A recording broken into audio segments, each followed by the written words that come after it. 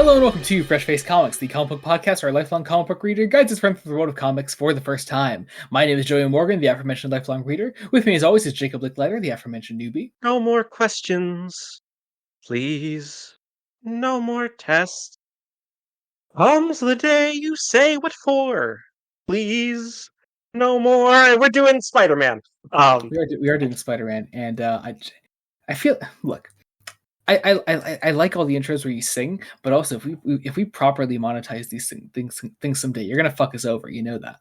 It'll be fine. It'll be fine. It's gonna be you. You're gonna be the reason we can't make money off Time won't be litigious. He's dead. Anyway, we're talking about Spider-Man, the Amazing Spider-Man Marvel Masterworks Volume 5. We're properly getting into the Stan Lee and John Romita run today, with our next 11 issues being numbers 41 through 50 and annual number 3. So specifically one story from annual number 3, because most of that annual is reprints. Yeah. So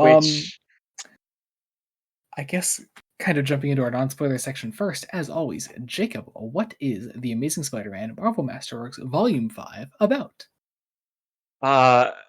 It's actually about evolving the character. Like, my God. Yeah. We were in... You don't realize how much of a holding pattern you were in with the latter era Ditko stuff until you're out of it, and you can see just how issue after issue after issue, these characters are moving forward. They are changing. They are developing. We introduce the character to Spider-Man after teasing her for so long. So long. Like, Peter's allowed to grow up. We get a fascinating statement metatextually reflecting on the problems of the Ditko era, while also basically being the mission statement of this is who Spider-Man is, this is who Peter is, this is how if we're going to make his life a living hell, this is how we're going to do it, and this is how we're going to bring him back from that living hell. Because my God, issue 50 is the best Spider-Man issue so far, like hands down. Fascinating. Oh my God, it's fast. It's great. Great. It's fantastic. I love it. Interesting take. Like, there's a reason there are sequences that Sam Raimi just plucked wholesale. Like, oh yeah. Importantly, like Volume 5 includes, and it's not a spoiler to say that because it's on the cover. It includes the Spider-Man No More storyline. It is a pretty important Spider-Man story. It's probably the first properly well-known like Spider-Man story, like the one that is known by name, you know.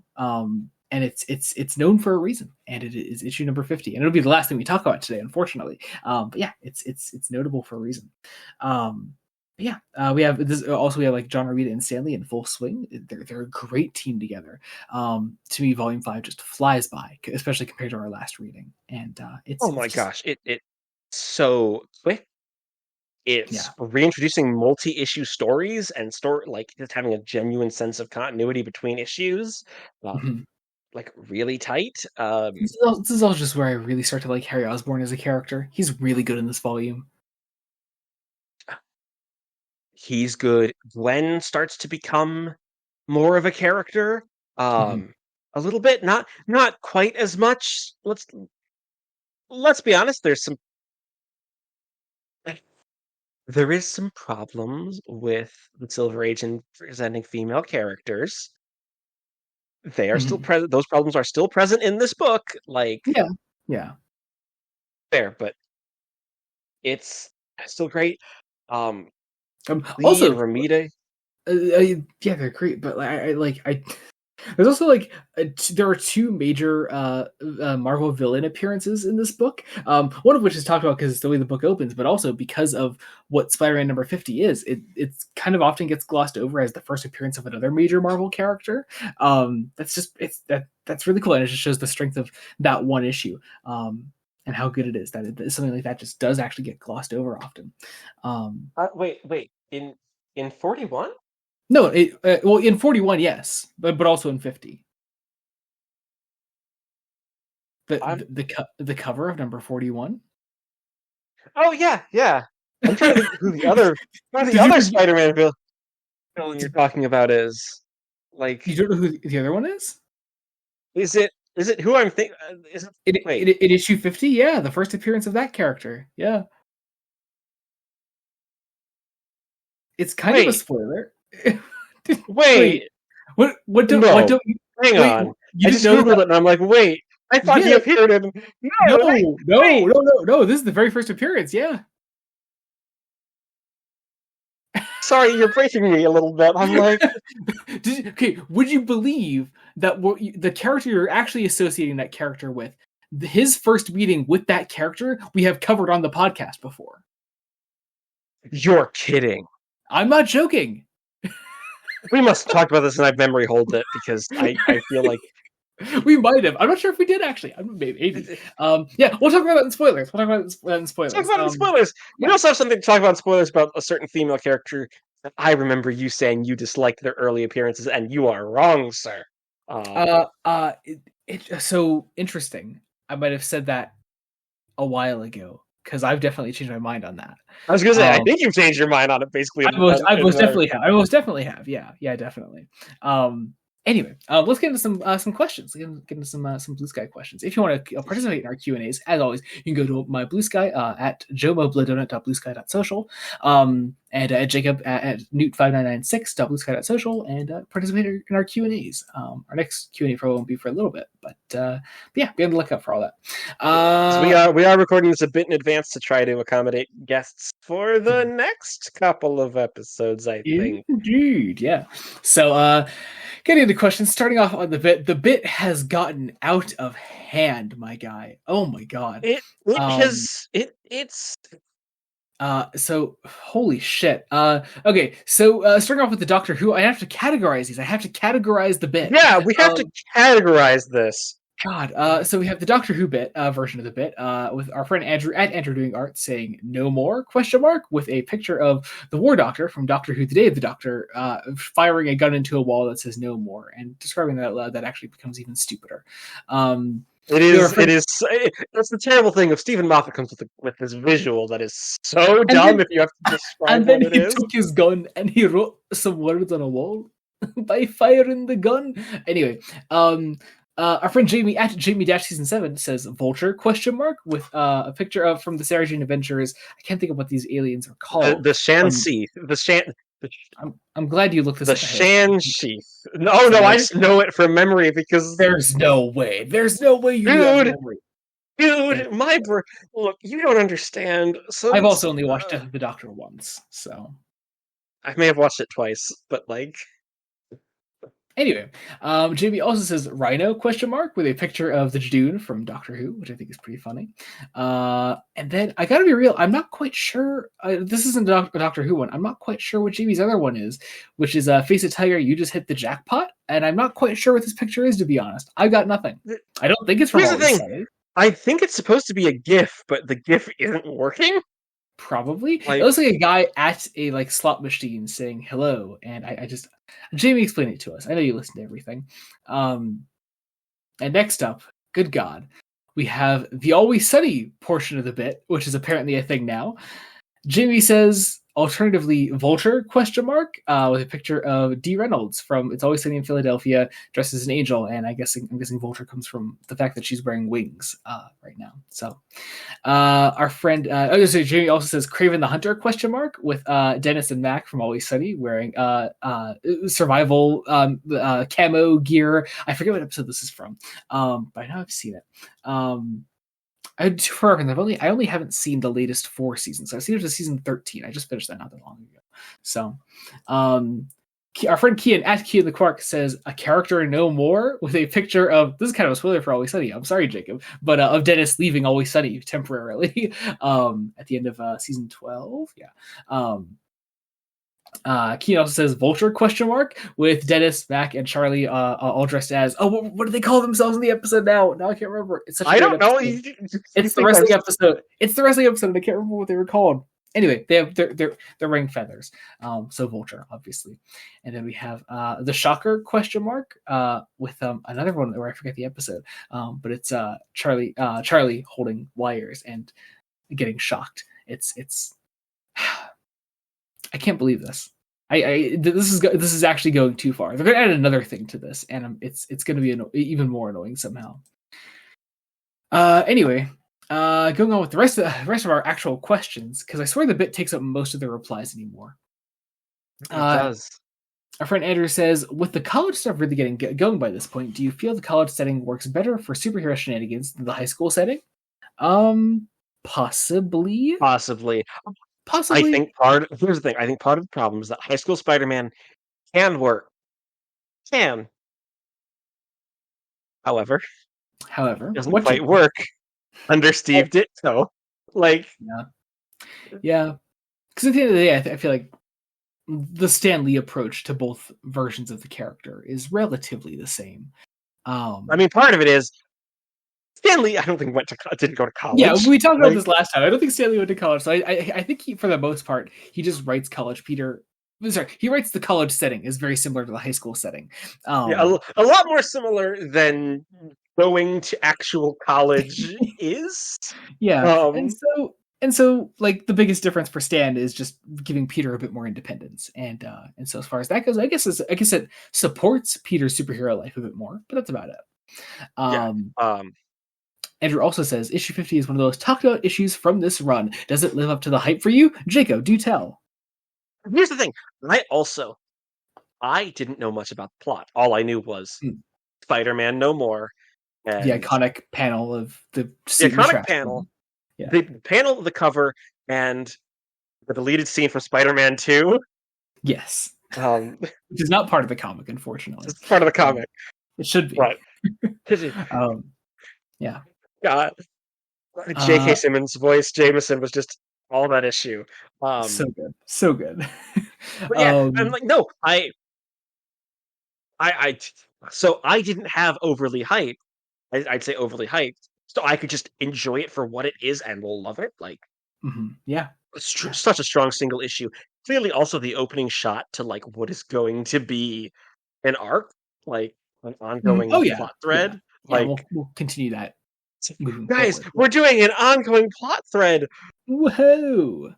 Yeah, pretty cool. And it might actually be more well structured than the Green Goblin one, because let's be honest, the Green Goblin, a lot of that we're just teasing who he is, and then well, also in this case, you have two creators on the same page for once, and it actually works. This is also true.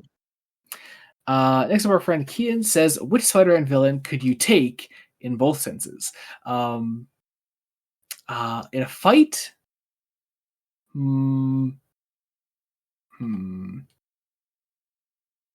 don't know. I really don't think I could fight any Spider. Maybe the first Vulture.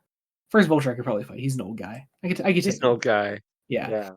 He's a geezer. All you gotta do here, as long as he doesn't have his wings, he's just an old man. You're just beating up an old man. Yeah. In bed, Black Cat. Next question. No comment. Jamie says an insane run of iconic moments and covers here. The Lee Romita stuff is so good when you don't have Ditko in your ear telling you Peter Parker should be an Ayn Rand fan. Yeah, it's pretty crazy. Yeah, it's like the ideas that Stan Lee had for actually developing the character can actually happen now, and because he actually has a creative that wants to support his ideas, and they're able to actually collaborate on these things together, and it's nice. I'm very curious to see how much. I know Romita never gets a co-plotting credit, as far as I can tell. I don't think so. Yeah, no. And I know that the Marvel method of writing comics was still enforced just pretty heavily. Yeah. Especially under Stan Lee, because Stan was at this point still on every book. Yeah, every book. And so it wouldn't. For the most part, with the Marvel method, any artist was essentially a co-plotter at the time. Yes. So yeah. Our friend Marcus at Surgeon Sentinel says, in honor of being done with Ditko, it's the picture of, I don't know what this is from actually, but I've seen the meme before. It is a meme. I should probably look up real quick it's there. There's alt text. Hang on. Oh no, it just says the evil is defeated meme. Anyway, it's the evil is defeated meme. That's all. It's funny. It's apparently from the Cabin in the Woods. I've seen that movie, and I watched it a long time ago, and I don't remember that.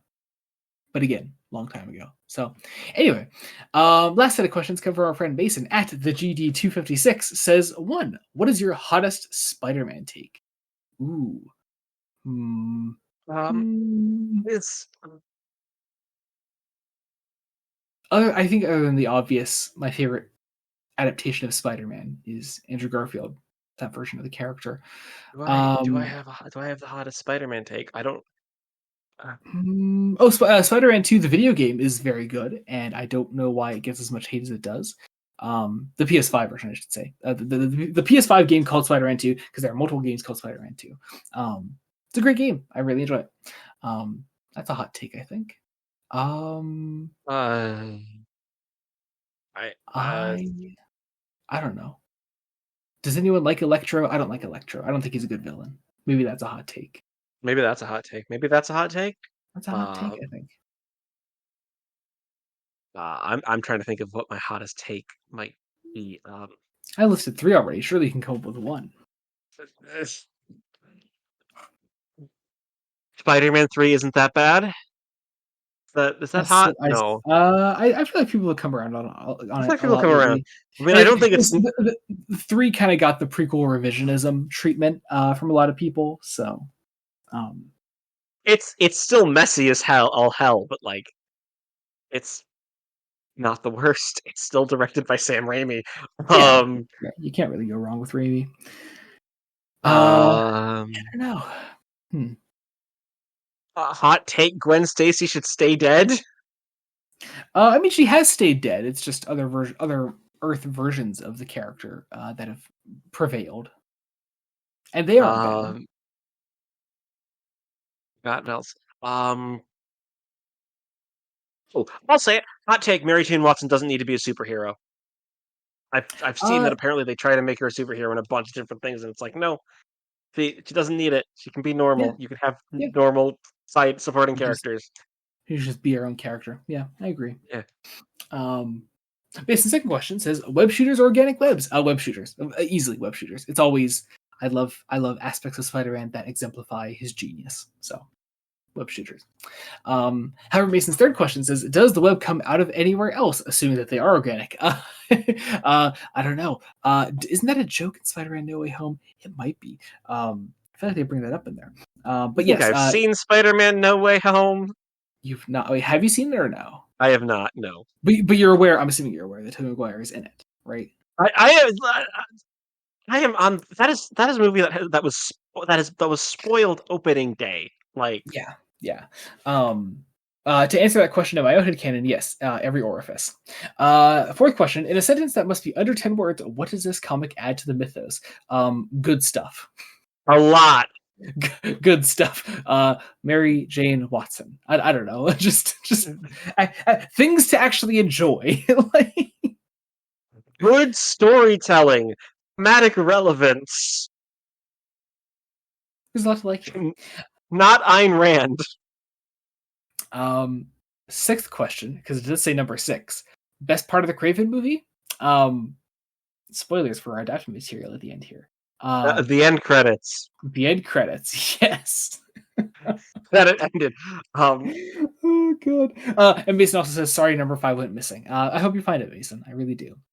Why do I Um, feel like this might turn into part of his stupid ARG thing that he's been doing? God, I love it. I love it. All right, let's jump over to Fresh Face Correspondence. It is the part of the show where we read out comments from you. Yes, you, the dear listeners, the dear viewers, anyone that submits questions on Spotify or YouTube, be it on any past episode we put out or Fresh Face One Shots, the spinoff of this podcast where we cover current comics. We'll also read out stuff from Patreon because we have patrons that comment on things, and you should join our Patreon. So patreon.com/BloodHound Studios. You can go there to check things out.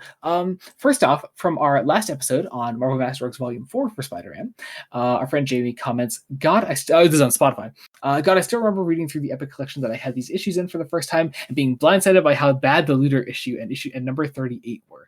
Yeah, it's a rough Pretty damn time. bad. Yeah, it is a rough time.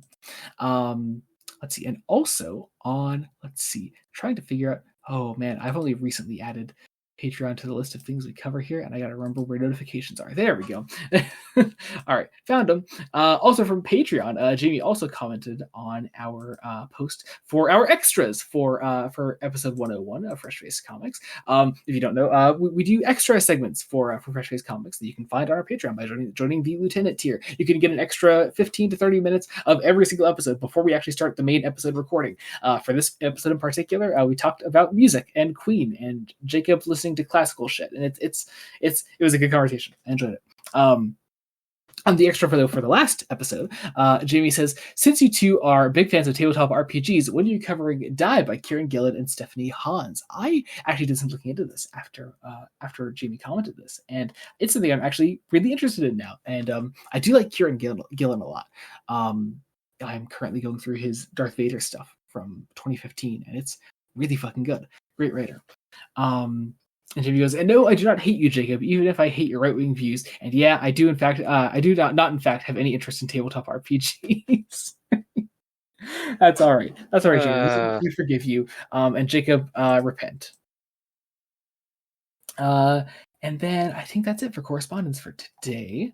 Yes, I think that's about it. But of course, if you do want to comment on other things from the past, we'll read out literally any comments that you put on our past things. Past episodes doesn't just have to be those recent episode. Just literally anything you guys comment on past episodes. We will do our best to save it and make sure it gets read and talked about. Because conversations are fun. Absolutely. All that said, I just have to do our non-spoiler section. Anything else to add?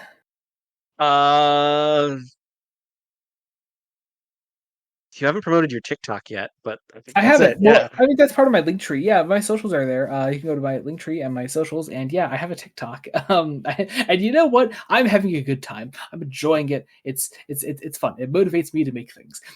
So you got Kian to do it. You got Kian to do a trend after you, I think. I did. Yes, it is. And I followed a Kian trend, and things are happening. Yeah. So go to my TikTok. It's just Jomo6070, and yeah, I'm also just occasionally posting TikToks that get some traction over there to YouTube as well on YouTube Shorts. So if you're seeing some of those on YouTube Shorts, that's from my TikTok, and you can go follow me there. Yes. And it's been a good time. Things are growing. Engagement is there. I like seeing the number go up. But otherwise, I am here to make sure Joey doesn't get too much of a big head from seeing the number go up. And how will you stop me from getting a big head, Jacob? How will that happen? I'm not telling you my secrets. I see. Well, but they may or may not violate the Geneva Convention. I see. So you have no secrets.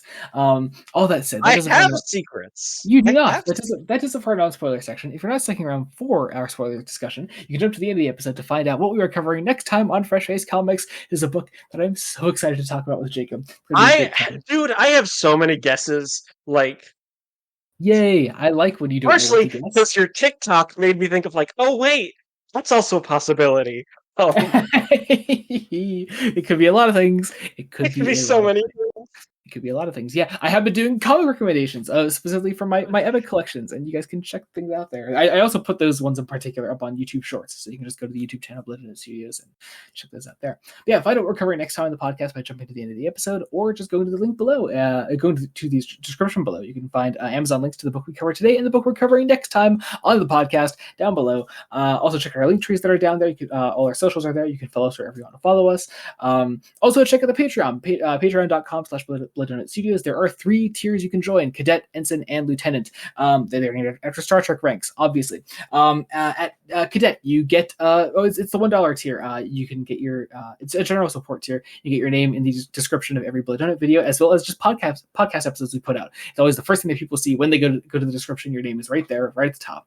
The $2 tier is the cadet tier. Lieutenant tier. Sorry, Ensign tier. My God, I can't do things. It's the Ensign tier. You get that, as well as general support, name in the description, as well as early access to our Star Trek reviews. And then if you join the $5 tier, which is the Lieutenant tier, you get all of the previously mentioned things, as well as exclusive Star Trek commentaries and Fresh Face extras, which we've talked about previously on the episode already. So check all that out. Without further ado, I think it's time to get into some spoilers. My voice is already fried because it has been. Your voice is already fried. It is, yeah.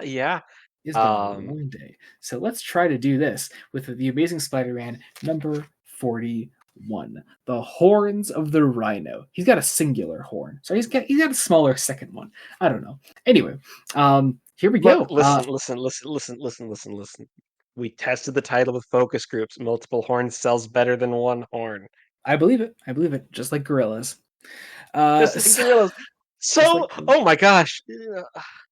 Honestly, kind of surprised we get immediately a new villain and a new semi-iconic Spider-Man villain in like yeah. People know the rhino. People really do, and it's he's been adapted into multiple live action movies and as well as like video games. And like he's a well known Spider-Man villain. what's Um, so weird? What's so weird? His deal could not be difficult to adapt, but somehow it is. Like he's not a is it? mutant rhino man. He He's is not. He's not. He's a guy that wears a big rhino suit and he's strong, and that's it. and he is That's literally strong. He is not like yeah. Like just because it shouldn't be a high bar, but the Amazing Spider-Man 2 version of the Rhino is better than the one in Kraven the Hunter. and that is just Paul Giamatti who gets what, 3 lines? He gets a couple Maybe of lines. He does a funny Russian accent. It's adorable. I love it. yeah. Yeah.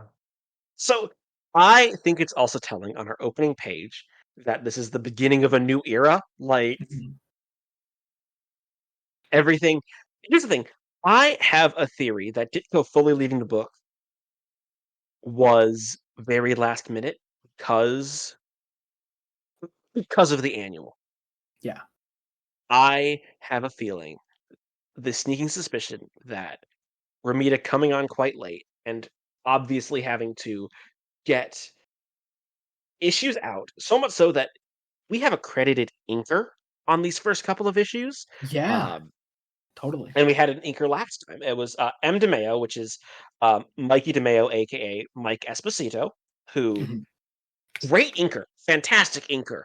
I am going to sing the fuck out of his praises when we get to issue 50. Mhm.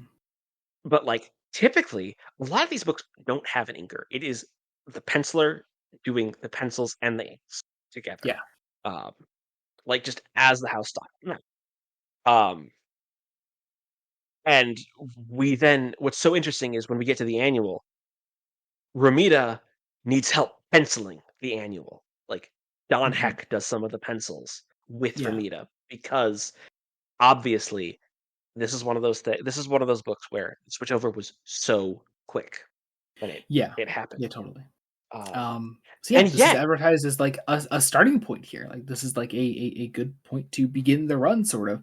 Cause yeah, we're establishing like some status quo early on here of like the opening scene of the issue is actually a scene between Aunt May and Anna Watson, which is really odd. But it is like it is important because it's Anna is offering May a place to stay because Mary Jane has moved out of the house, and Anna is like, you can come stay with me. I need like a roommate essentially, and Peter can be out on his own.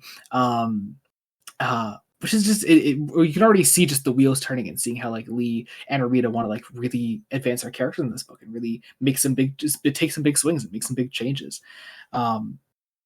We have a scene of like Peter buying a motorcycle. He needs to. I do like this. He he needs a does. credit reference. He needs a credit Yeah, reference to yeah. So finance it, which is so he, normal. And it's like, well, I don't know who's going to be a reference for me. Usually, a reference would be an employer. Peter has had one employer.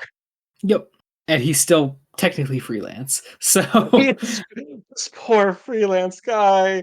Um, of course, so he calls Jameson, who I know I told you it last episode. Stanley loves this joke of Jameson saying, "I'm such a nice guy. I do all these nice things for you, and everyone takes advantage of me." And that's the whole joke here. He does the he helps Peter to get his motorcycle, and then we catch up on Jameson's side of things. And it's also that thing you were commenting on last time when you can see like Ramita taking over the book and see how these scenes just really nicely transition into each other because immediately you have like Jameson saying goodbye to Peter and then turning over to we see his son here, John Jameson, who is visiting his father. We get a little recap to see that Jameson's son has been in the book previously, namely in Spider-Man #1. We get a little recap of that to see how like Spider-Man saved John's life, and so he kind of likes Spider-Man, and obviously Jameson like resents this. Uh, and also John is here to talk about some weird space shit he encountered Yeah, because he got some weird space spores. Some yeah, weird space spores. Which is, I mean this in a good way. It's such a reminder of like Stan Lee and John Romita are playing with the genuine fears of outer space in the middle of the space race. Like yeah. this came out. This issue came out uh in October of '66. I want to say, like, because this is a lot of '66 to '67. The moon landing hasn't happened yet, and like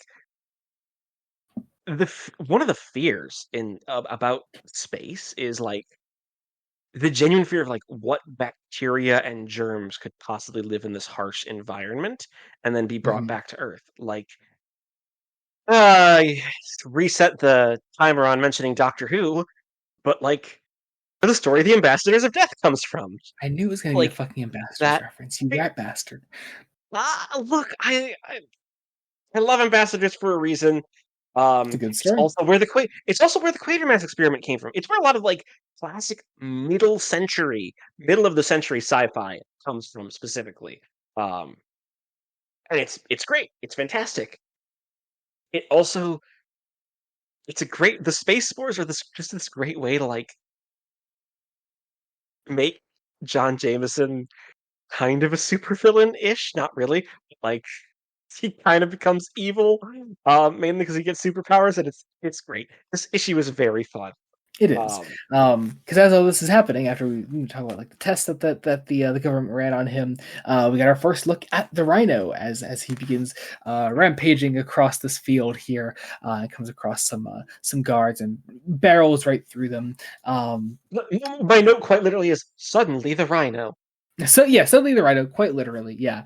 Um, but then also, and we're playing it on the mystery of like, what's the Rhino's deal? Who is the Rhino? And we'll know in a I couple don't of know. issues time. He's just a big angry asshole. Like I don't know. That's about it. But also Lee and Ramita have some more cleanup to do because Peter Parker is going to see, talk to, and have a good relationship with Betty Brant. Damn it, and it's gonna be good. Because yeah, Peter sees Betty again, and there's this at first like definitely like a sort of like tension between them, but like it's also established that like these are characters that have sort of moved on from a relationship stage for the two of them, and like they can actually learn to be friends, especially once like Ned enters the scene, and we have like Peter being like just accepting that Betty has moved on, and him kind of realizing like so has he, like he realizes he doesn't actually have those feelings for her anymore. And it's great. It's just it's nice character development. It's good. It means uh Betty can answer a solid yes to Ned's proposal, which yeah, is so nice. It's nice. It's yeah. nice that it's like Peter can have and also friends. and also that like Betty and Ned, yeah, can't just be like just friends, just casual, regular characters that are like just part of an extended supporting cast that Peter has always had around him. It's very nice. As this happens, Peter sees the rampage of the Rhino being reported on the news, and the Jameson. He also runs into the Jamesons, um, and Jameson wants like some pictures of the Rhino because he's coming this way. And so And Peter's Peter, like, well, I'm going to leverage that with if I do this, hey, could you please be a reference for me? Because if I get my cycle, I can get you more pictures of Spider-Man. Like, yeah, come on, Jonah, don't you want more pictures of Spider-Man? And of course, the answer is yes. Um, but but yeah, then Peter goes home, talks to Aunt May, tells her that he's going to get a motorcycle, and she actually doesn't have an absolutely hilarious reaction to this, which is kind of a shame. I was Um, expecting the, oh no, Peter, you can't have one of those dangerous motorcycles. Might kill you. but no, Aunt May has a lot on her mind right now, so she's I Yes. guess too distracted to really be worried about Peter now. Um, But the rampage of the Rhino continues. Peter decides to swing into action as Spider-Man, as the Rhino begins chasing after the Jamesons. He comes after Jonah and John. He even captures John eventually as Spider-Man begins to chase him down. I've also noticed. I noticed this is where we really start to get like some really good Peter Parker quips. Like, Oh yeah, just the like a big chunk from this point is going to be some action with some fantastic onomatopoeia. Like Simic and Rosen throughout this entire volume, who are obviously still on lettering duties. I'm pretty sure. Yeah, Simic is on this issue. yeah. Um, they start to really shine. Like, Yeah. And and also, so is Ramita, because Ramita is doing some great layouts to exemplify the action here, and it's just everything flows together really nicely. The panels aren't all cramped together. We can see what's happening, and we still have enough time for quips that actually flow, that actually make the scene flow and make the action work. there are panels with just as much dialogue as Stan Lee is known for, yet because they are larger panels, it's a hell of a lot easier to read. Yeah, totally. It's that Like, thing I was talking about last episode where I was just like, it's sure there could be a ton of dialogue, but the layouts have to at least be interesting. There needs to be something else dynamic happening here, something interesting to look at. And if the panels are all 9-panel, if the pages are all 9-panel grids, then the art is too cramped, and you can't make that action shine with all that dialogue. But here it works. It really works. The fight goes on for a while. Peter's eventually able to tire the Rhino out, essentially, and until he eventually falls down. The police take the Rhino in. Jonah yells at Spider-Man because, of course, he does. John has a headache. Yes. I do also love. God, I do remember a lot of the Jameson dialogue towards the end here. John is like sort of like trying to like calm him down at the end here. He's like trying to calm down and forget about Spider-Man. And Jameson's like, Spider-Man, I never give that low life a thought. As far as I'm concerned, he doesn't even exist. Spider-Man, who is he? Never heard of him. It's just so fucking good. So funny. But yeah, Peter leaves. We get a little scene with Gwen at the end here, with Harry and Gwen and Flash, which is really interesting. We get to see like these characters, Peter actually talking and like socializing with these characters, and like Gwen actually starting to be like interested in him, and like it's so nice. Gwen even straight up says, like, nice. Peter Parker, what on earth has changed you so? And it's like, I don't know, a different fucking co-plotter with Stan here. Like, I was going to say, a different writer who doesn't hate everyone. Yeah. Oh, man. It's nice. Peter takes his motorcycle home. Aunt May tells him to be careful, I guess. Oh God! This also begins the fucking Pussy Willow joke. I was gonna say this terrible joke. Terrible joke. Oh, Peter, I suppose so, Peter. It's a real Pussy Willow. Oh no, May. The expression is pussycat. This is what we call in the business a running gag. Yes. And whilst I am charmed by J. Jonah Jameson's bloviating, this one is just like. Here's the thing. It's so bad it actually becomes funny by the end. Like it's yeah. Importantly, on the last two panels, Aunt May says, "All right, you little shit. You can no longer ignore my dear friend's niece. We have to introduce her next time, okay? So you're gonna be there, and it's gonna happen." The moment we've all been waiting for. Truly Aunt May trying to set Peter up with the hottest piece of ass he's ever seen in his life. And I mean, she's right. Yes, she's absolutely correct. But Peter, every single fucking time, is it goes like in his thoughts. He's like, I guess I'll just have to get it over with once and for all. Wouldn't it be funny if she's a real doll? Ah, come on, Mr. Parker, stop daydreaming. You know there isn't a chance. And that ends the issue. And that ends the issue. Bringing us into Amazing Spider-Man number 42, which, man, don't you just love a Spider-Man cover in the Silver Age where you don't recognize the villain on the cover? Yeah, that's... yeah.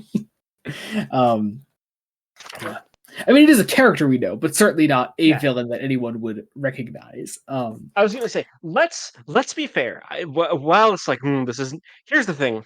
This issue sadly gets overshadowed by the ending.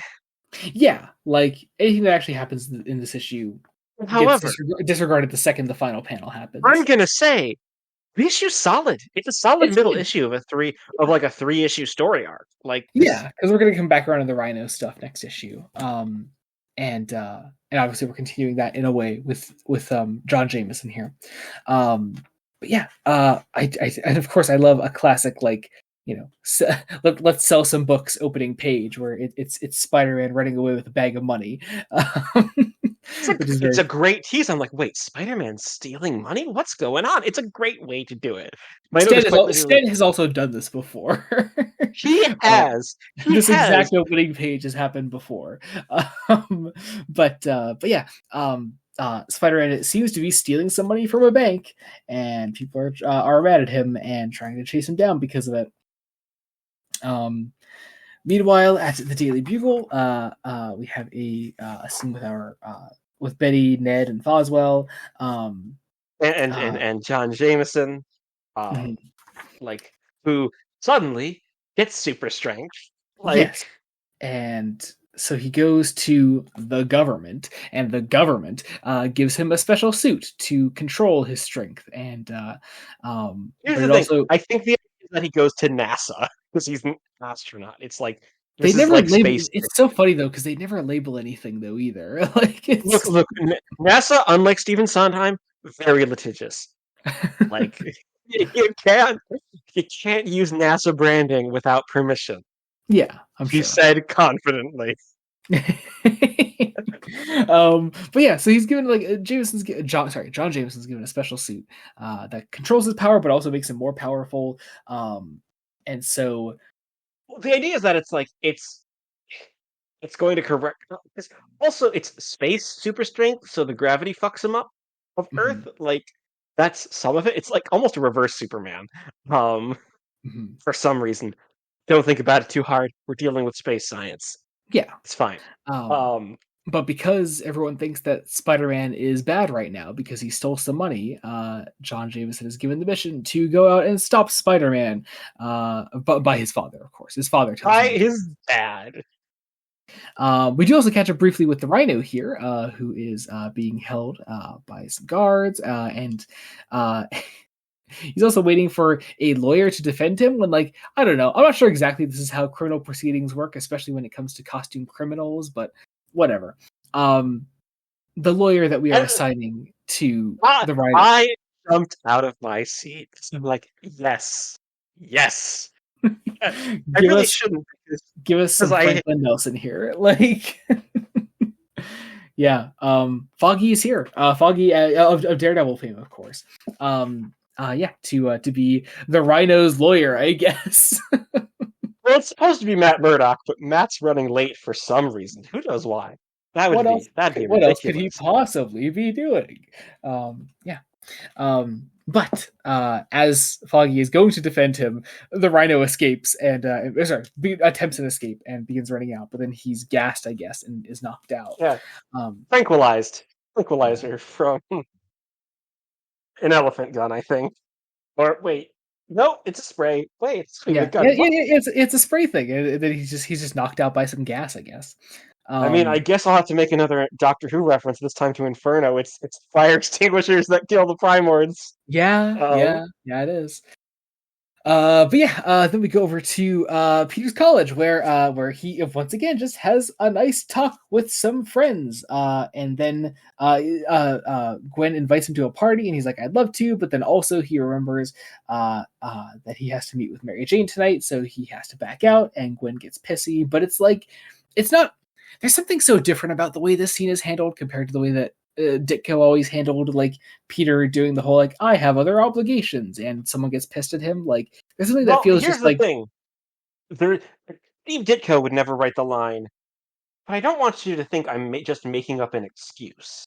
yeah. Like, And also like the first thing Peter says is I'm sorry. Like I can't imagine Ditko Peter ever saying that. Like well, no, because Ditko was a fan of Ayn Rand, who was very never apologize for any of your convictions because you need to be an individual. Yeah, which like yeah, individualism is important, but like also don't be a selfish asshole. Like, don't be a selfish dick. People are Uh, people. yeah. And so, the rest of the kids walk away, and Peter goes into Spider-Man mode because, John Jameson is looking for him, and we had a fight between the two of them. Jameson in his weird green and yellow power suit, I guess. I'm telling you, man. It's you know what it does. It honestly it reminds me of the spacesuits in the Quatermass Experiment, like the original Mm, serial. I okay. I and I think in the film version, which I wouldn't be surprised if Ramita had seen or Lee had seen. It was very Hmm. popular B movie. Um, but yeah, a lot of this becomes very fun action, really fun action. I love that Spider-Man webs up a ton of bricks and just throws them at Hurls John them. Yeah, Jameson. yeah. Uh, and Spider-Man begins like running away, thinking like, "Oh man, if only I could properly explain to somebody what happened."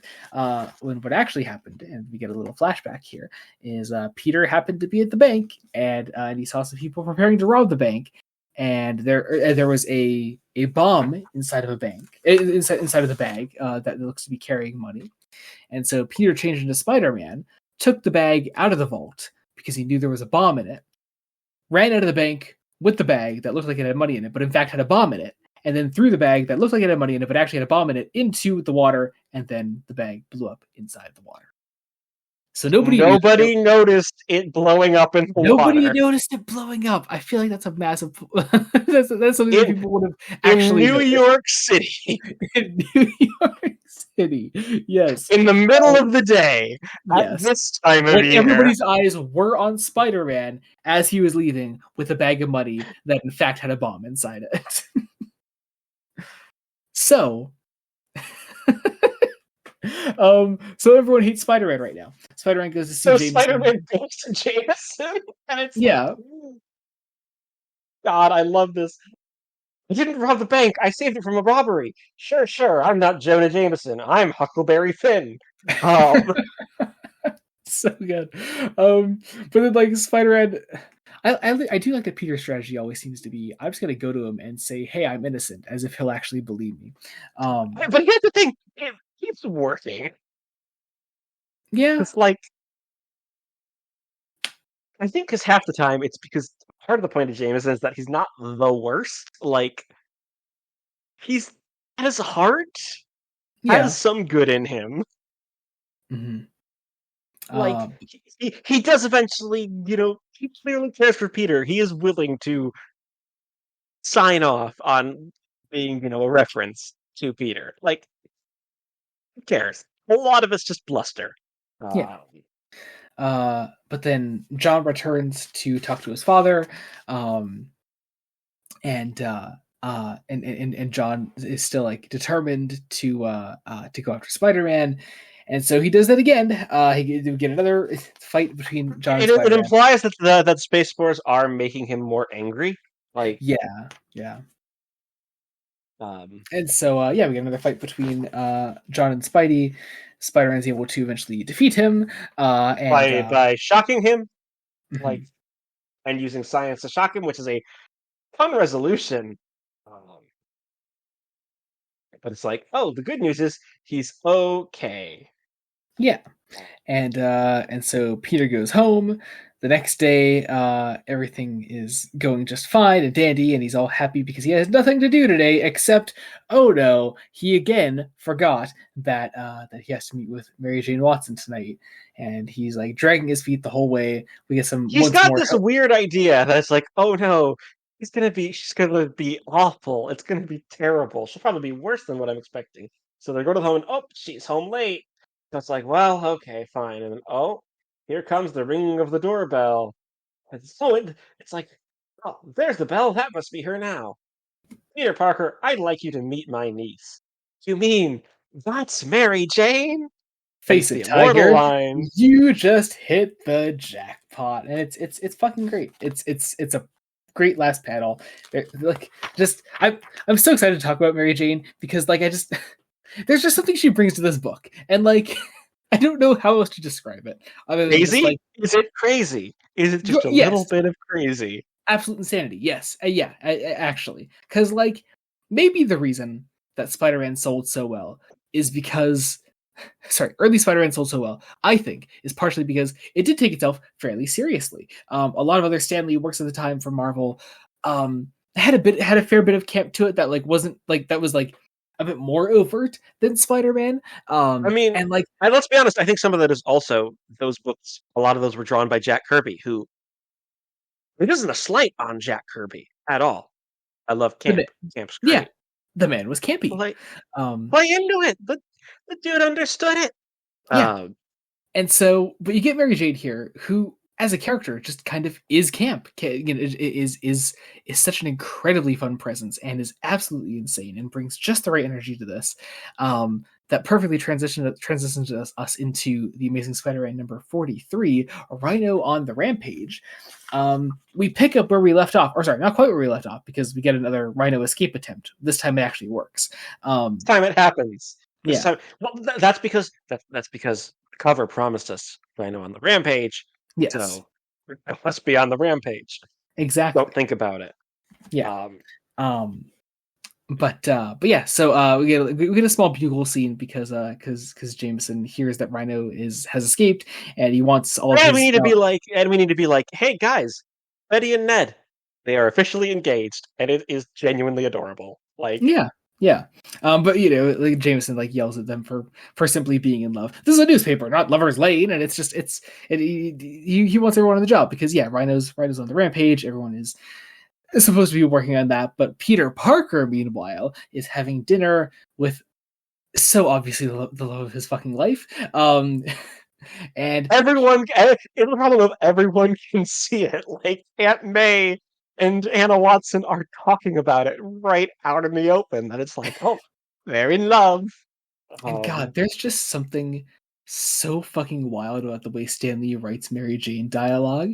Her first full like line in the issue is PDO, you're right from Groovesville. I never thought a tiger who wore his hair so short could be so dreamy. And you've got a bouncing bike too.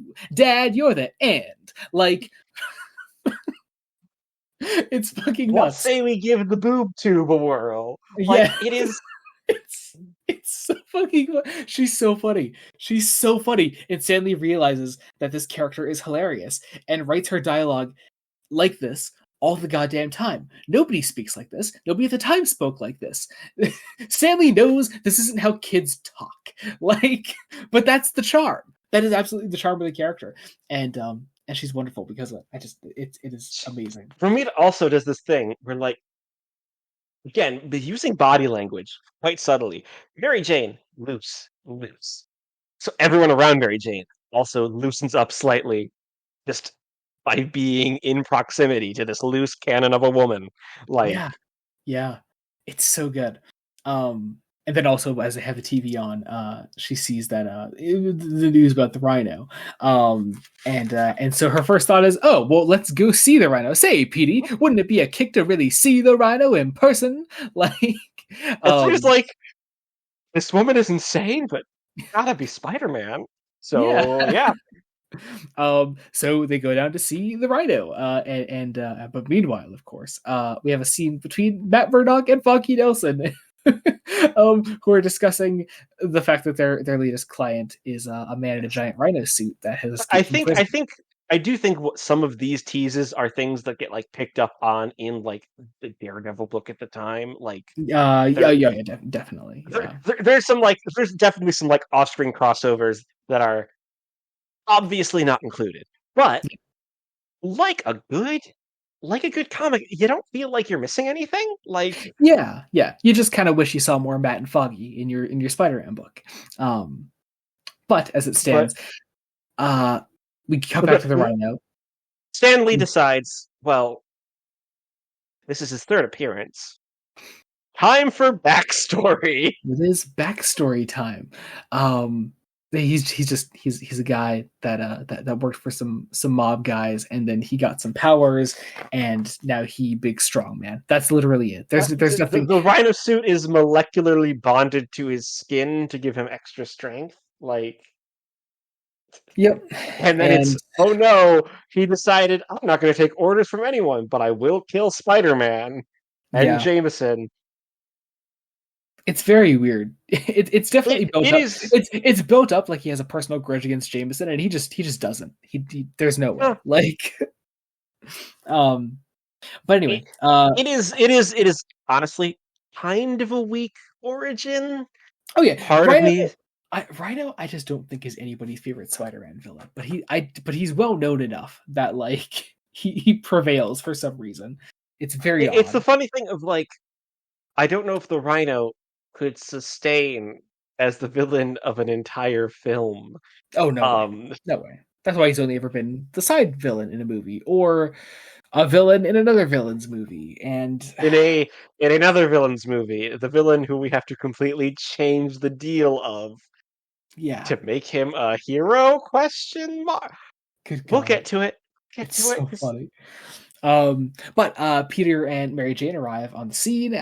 Peter slips away in the crowd and becomes Spider-Man, and we get our next Spider-Man Rhino fight. Once again, just some great action, great lettering, great quips. The action sequences just fly by in this version of the book under Lee and Romita, and it's wonderful. Um, there's of Also, course we get endless some great fun. stuff of like New Yorkers actually liking Spider-Man. So you Yeah, start getting like, it's like, huh, maybe having everybody hate our main hero set in the Marvel universe in New York, where there are like a lot of heroes, like the Fantastic Four, Daredevil, the technically the Avengers, X-Men, the Avengers, um, everyone lives in New York everyone. City, Everyone um, lives in New York City. and that's okay. Um, but yeah, we get our fight scene here. It's a very long fight scene. It's a very cool fight scene. Um, It uh, is telling the story. It is like sort of escalating things, which is very nice. Like mhm. everything's escalating. Peter is knocked to the side, and Rhino does like eventually escape. Uh, and and we get to see like Peter like sort of recuperating afterwards, and like getting his pictures that he took after it all. Um, Catching back up with Mary Jane and delivering his pictures to Jameson. The book just gets Jameson, who into isn't going to pay him for it, it's like you're getting a bonus for this kid. Great, I can use the money. Money, said money. Oswell, get him his own key to the washroom. His initials on it. amazing, so funny. Um, Jameson just like I mean he was funny as hell before, but he just gets even better now. Um, And again, this I think this is the page that I really noticed. This page is 9 panel grids, and in it, each line we are essentially in a new scene. Like we are yeah, just and it flows so nicely. And there's a ton of dialogue. Like oh yeah, there's yeah, there's a lot of it, but it flows. It's snappy. It's quippy. It understands everything how to make something like this work. yeah, Uh, yeah. Um, And so Peter eventually goes to Dr. Curtis Connors, who he's now able to just like call on as Spider-Man to like help him out with things such as finding a weakness in the Rhino suit and how to sort of like wear it down. And so Dr. Connors develops this for him. Spider-Man rematches the Rhino as he ties him up in this webbing that eventually begins to make his suit deteriorate. And so Spider-Man is able to punch out the big strong man, defeating the big strong man, defeating the Rhino, and leaving the scene, closing out the issue as he catches up with his friends, and we get a really interesting moment at the end of the issue here where he sees his friends, Flash, Harry, and Gwen, who are definitely his friends at this point. I would say, like Lee and Rita have definitely established them as characters. they are hanging out. They Yeah, don't hang out with people you hate. Like but also, Flash Thompson has been drafted into the army, and like it it's a moment in the comic that kind of blindsides you at first when you see it, but like also time period makes sense, but also like Lee is using like a real world event to actively like cause a change in our supporting cast here and to like build up this not quite tension, but build up like at it's a least like tension. a It's a dramatic tension. It's yeah and how far we've come from issue 38 being actively pro Vietnam War, anti civil rights movement. that. And although like Flash Thompson is Flash Thompson and he's excited to go off and fight in a war, like the book kind of treats it like like it's tearing Flash away from his school, his friends, his studies. Like he just It's not a great thing. I hope because by the end of this volume, Flash is gone. He's yeah, fighting in Vietnam. yeah, It'll be interesting to see what happens when he comes back. Because obviously he's going to come back. yeah, Um, yeah. Yeah, I just think it's it's such an interesting moment, and it's something that will drive our characters forward and lead to some pretty important plot points in this very volume. It's great. But Peter comes home. Madison, oh my god, May she's out of medicine, I guess, and so Peter needs to like refill her prescription, and she didn't have the money to do so, and so Peter we revert to some angsty Peter at the end here. He doesn't have any money. angsty Peter because he blames himself. It's like, oh Yeah, no, I was selfish. I bought something for myself. yeah, And it screwed up, and it possibly hurt a person a person in my family. It's actively it works. yeah. Um, And so then Peter calls off a date with like Mary Jane and broods some more, and that is the end of the issue. Taking us then into just so I'm aware, your omnibus goes into the annual next, right? I'm assuming. yes, it does. It seems to do these in publication order. Yeah. In general. So yeah, we also didn't call out. We didn't call out. They actually do some foreshadowing of the lizard coming back in the scene of Curtis Connors mentioning like maybe if I was the lizard again, we could beat the rhino. And it's like, no, don't do that. That would be bad. Yeah. So Amazing Spider-Man Annual number 3. Yeah. Yeah. It's not amazing. I don't love it. This is one where you do kind of feel it's a rush job. It's a rush job. Yeah, this is to become an Avenger, and it is drawn. Layouts by John Romita and pencils by Don Heck. Don Heck, obviously, another big Stan Lee collaborator at the time. It kind of steps in because we had to put something together because the rest of this is, I believe, reprints of my favorite Steve Ditko era story. Number issues. It was the stories in issue 11 and 12, basically. Yeah. The only original story in this is to become an Avenger, and the plot's pretty simple.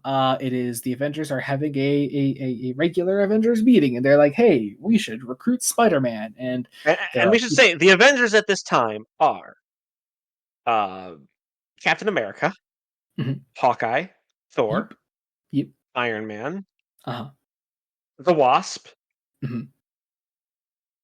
and Goliath, but a tank Pym, I think, right? Hank Pym Goliath. Yep. Okay, okay. I was gonna say it's not it's Ant-Man, but big. It's Ant-Man, but big. Yeah. And so, so we have our Avengers saying, "Hey, we should recruit Spider-Man," but there are those that don't think that we should recruit Spider-Man. And so they call on their friend Daredevil to just vouch for Spider-Man. He's like, "Yeah, Spider-Man's a pretty cool dude," and then he leaves. And so the Avengers are like, "Well, I guess we will recruit Spider-Man then." And so they go out. Well, we have to test him first for some reason. I just love 60s superhero club logic. It's really great. So Thor finds it's almost Spider-Man. Child logic for let's let him into the group of new kids in the neighborhood, let him in the group of friends, right? Yeah. So Thor finds Spider-Man, says, "Hey, you want to become an Avenger?" And Spider-Man's like, "Fuck yeah, man." And Thor's like, "Well, first you must pass one of our tests." And Spider-Man's like, "All right, man." And so I don't know. So Peter talks to Aunt May, I guess. So it was actually, importantly, this is actually continuing the plotline of the previous issue.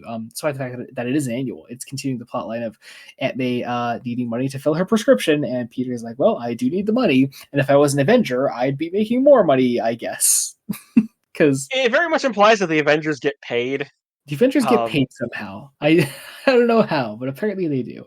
Um, and so Peter's like, well, I guess I have to become an Avenger now, so I'm going to go take on their test. And so he goes to see the Avengers. The Avengers are like, well, here is your test. You got to fight us. um, that's not true.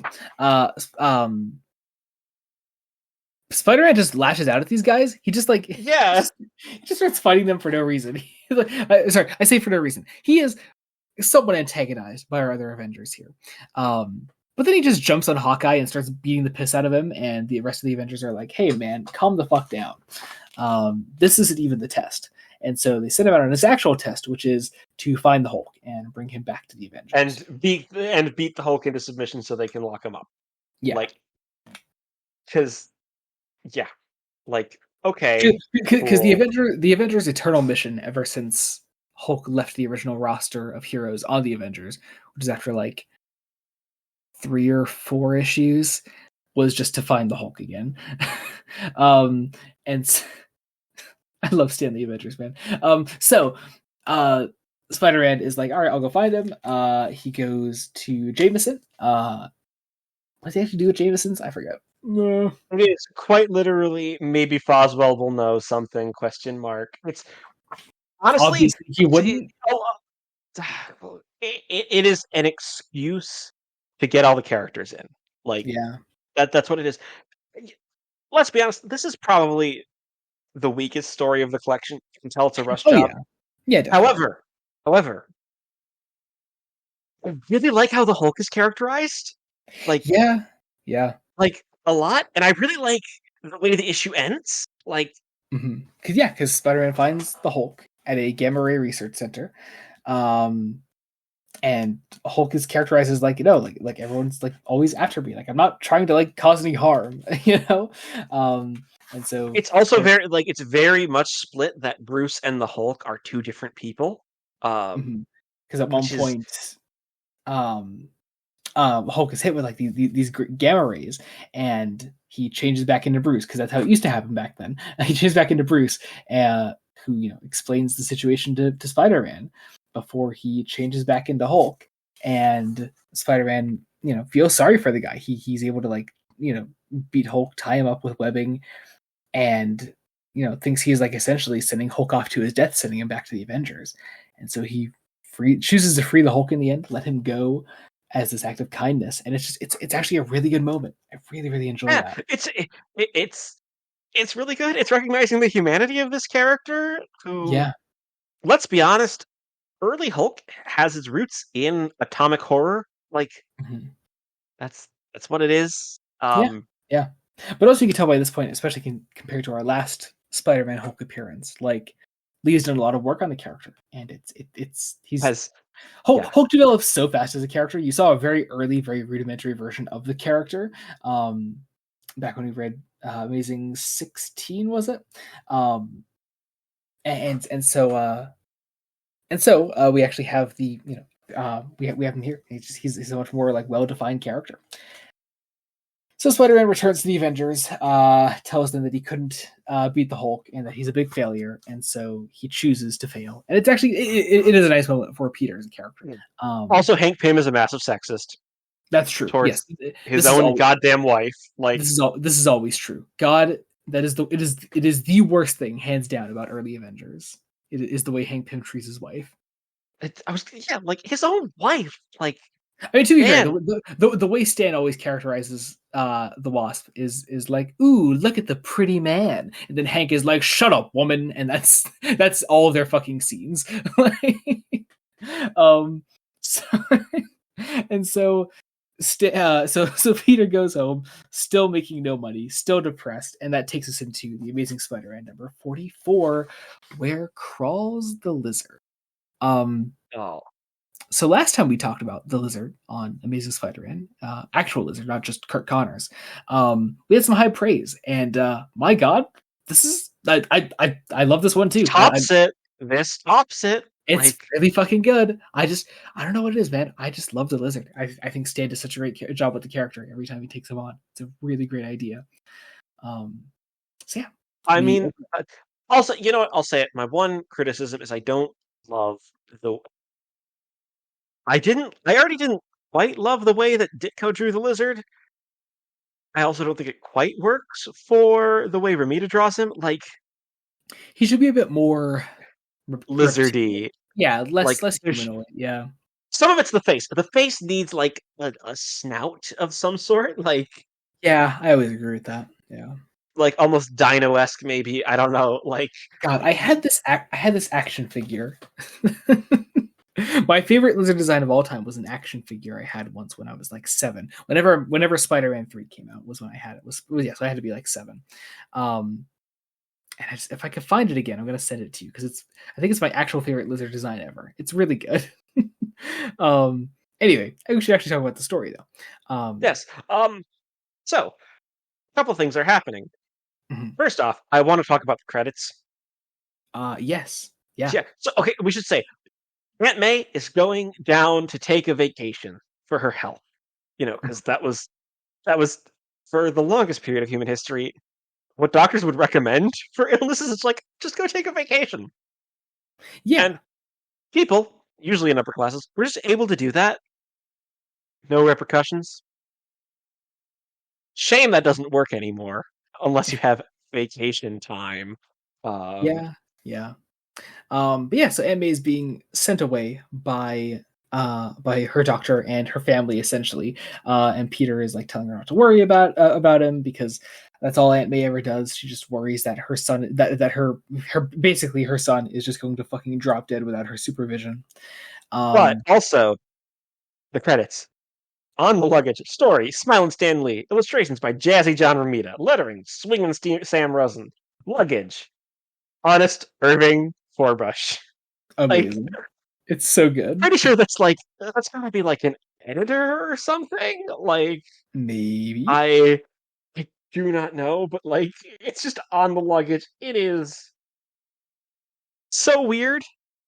I found that lizard Uh, action figure by the way. I just sent it to you. well, we vamp a little bit so I can. I'm gonna vamp a little bit because I had a lot of Spider-Man toys when I was little, and that was one of Oh, my favorite. It's that's a cool. good Yeah, no, it's a good design, isn't it? It's a really good design. With just the yes. right amount of like human lizard mix, I think it really works.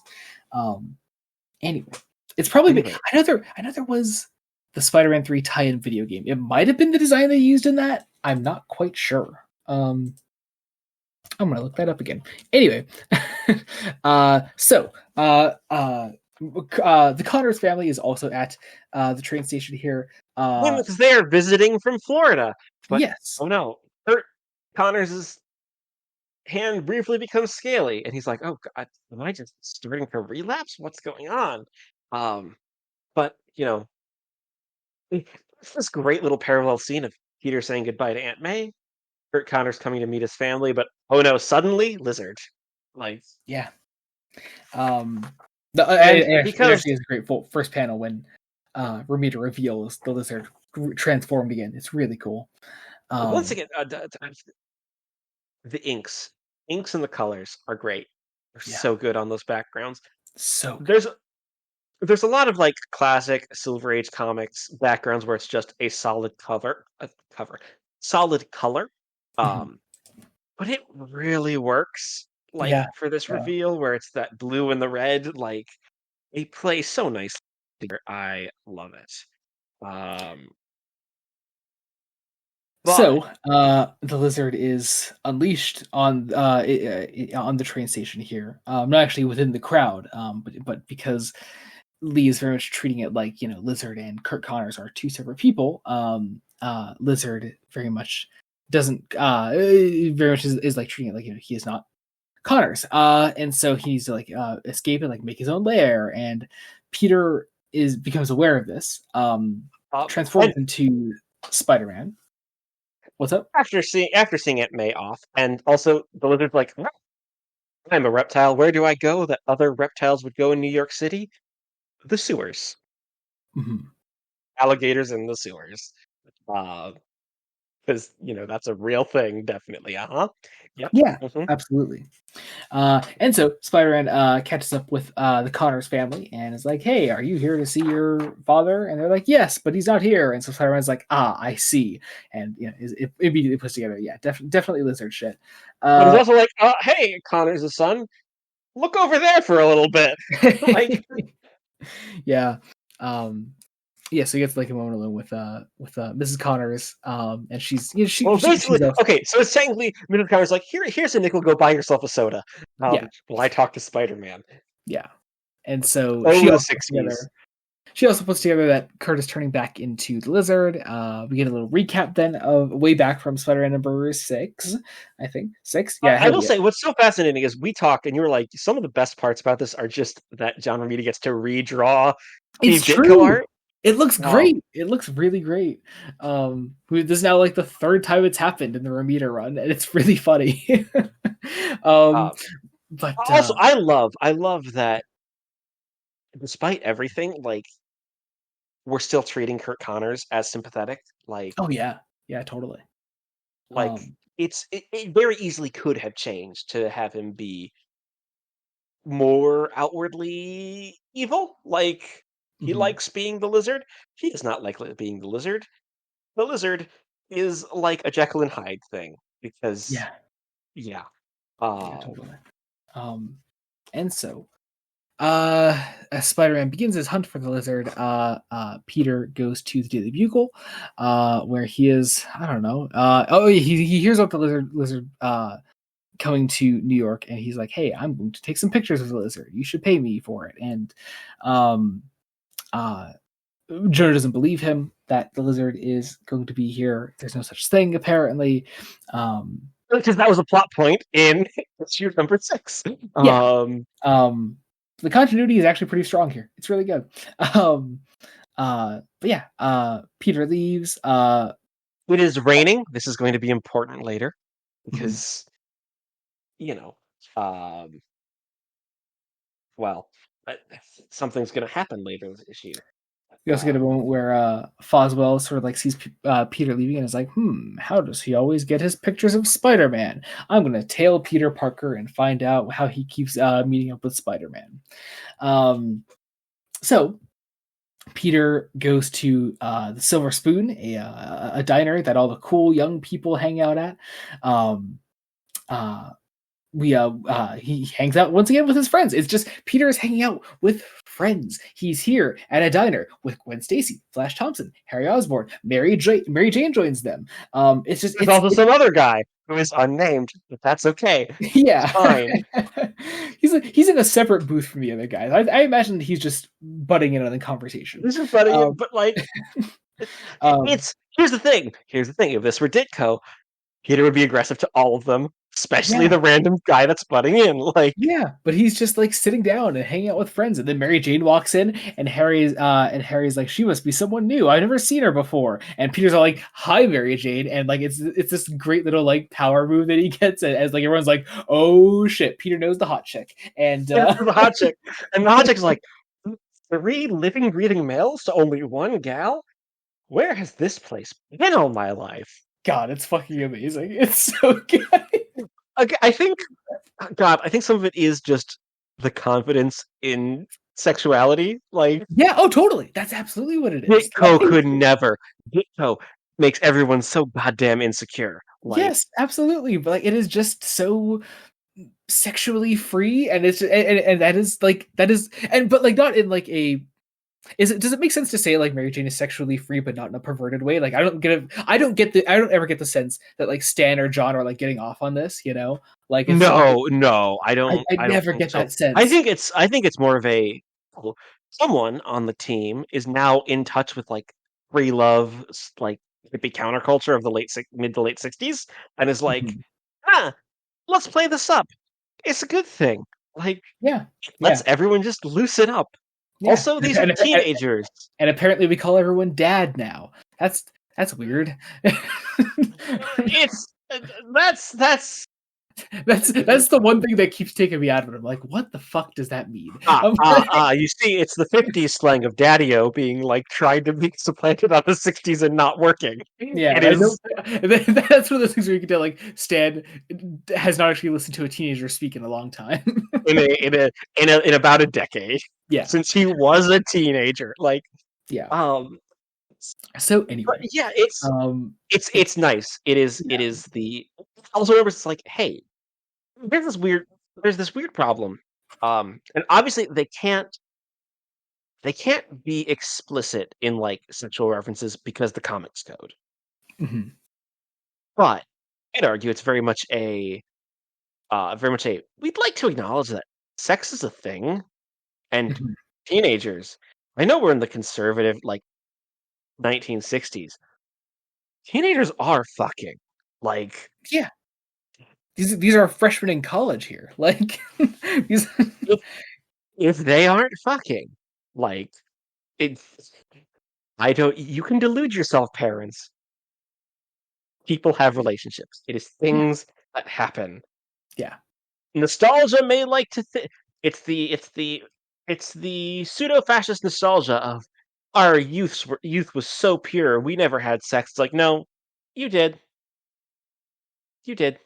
yep, There's no return to tradition. This yeah, is the traditional past that certain people today wish to return to.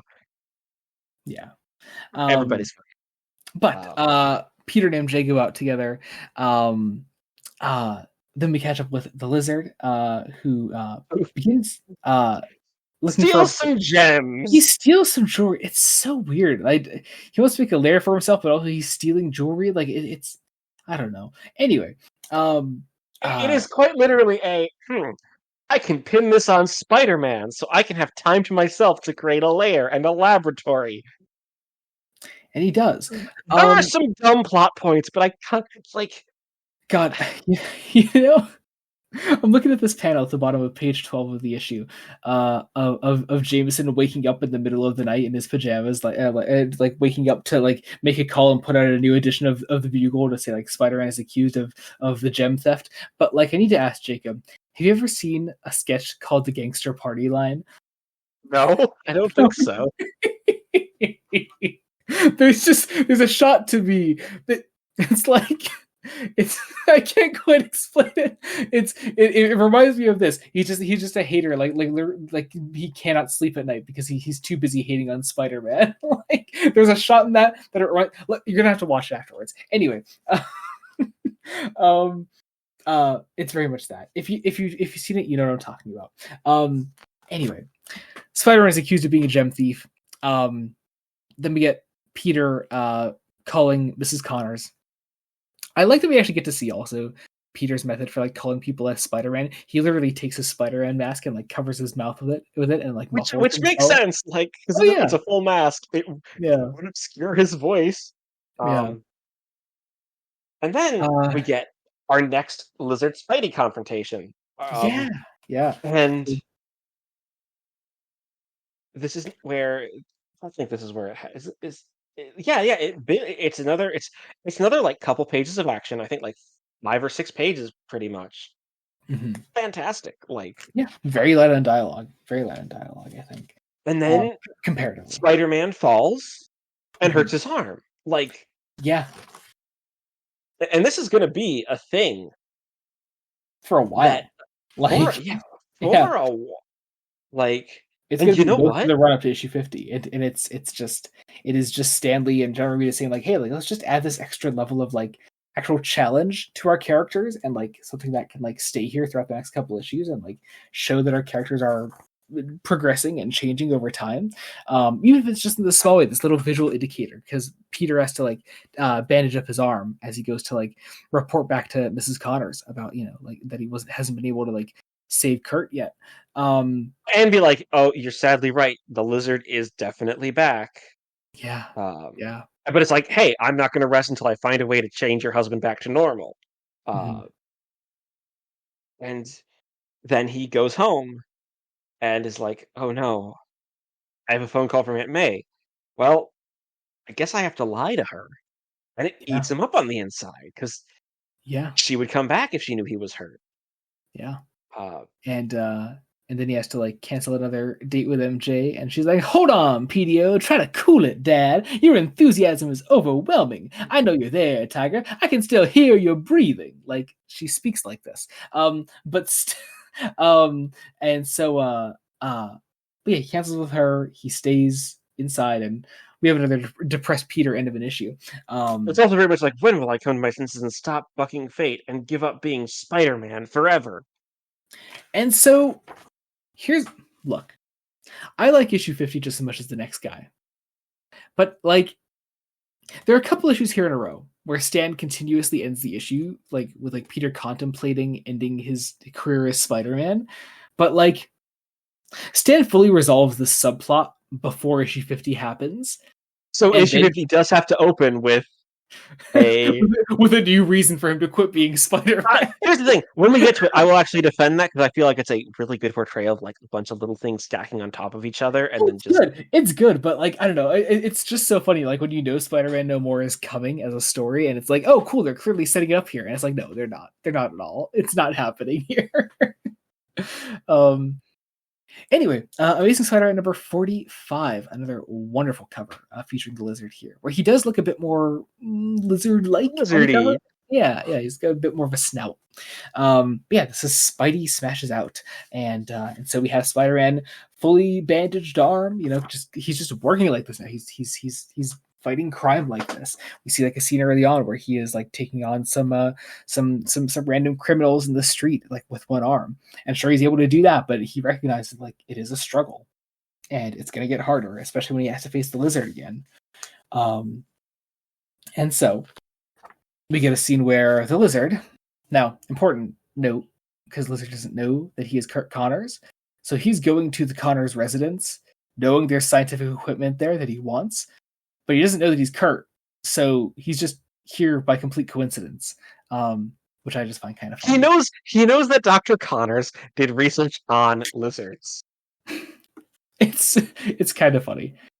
And then he's like, so in his head, he must be like, this is a nice lab coat I always fucking wear.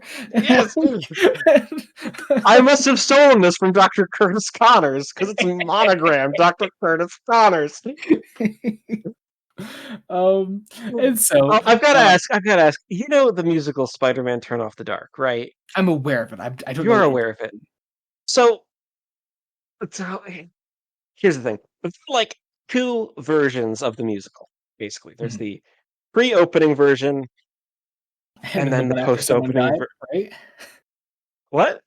Didn't someone die during Spider-Man Turn Off the Dark? Almost died. Several people got maimed. I'm gonna say I'm pretty sure someone actually died though on it, right? Someone might have actually died. I'm not entirely sure. I remember hearing that. Yeah. However, so the version that eventually made it to Broadway is vaguely a version of Spider-Man 1, kind of. Like the first act is kind of Spider-Man 1, but also the Greek goddess Arachne is there for reasons. Because Okay. There's a video essay I'll send you at some point of like trying to go through this weird history of this musical. Like the first act is building up to the appearance of the Green Goblin, played by Patrick Page, who's also like mutated into a goblin. And Act 2, he's like, I'm gonna create some other scientists to be the Sinister Six, and one of them is the Lizard. Like the Lizard is this guy in a costume who has a lizard that bursts out of his chest. Become the Lizard. It is such a weird piece of costuming. Oh God. Okay. This musical is. I was aware it was bad, and I think I had heard a couple songs from it before.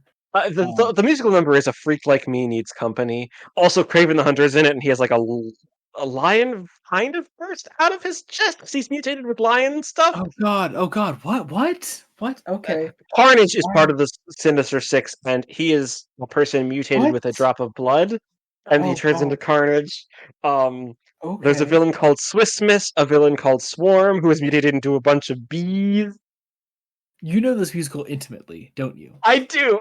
Look, it is not good, but oh God, it is one of those things that fascinates me. Yeah, it's a thing.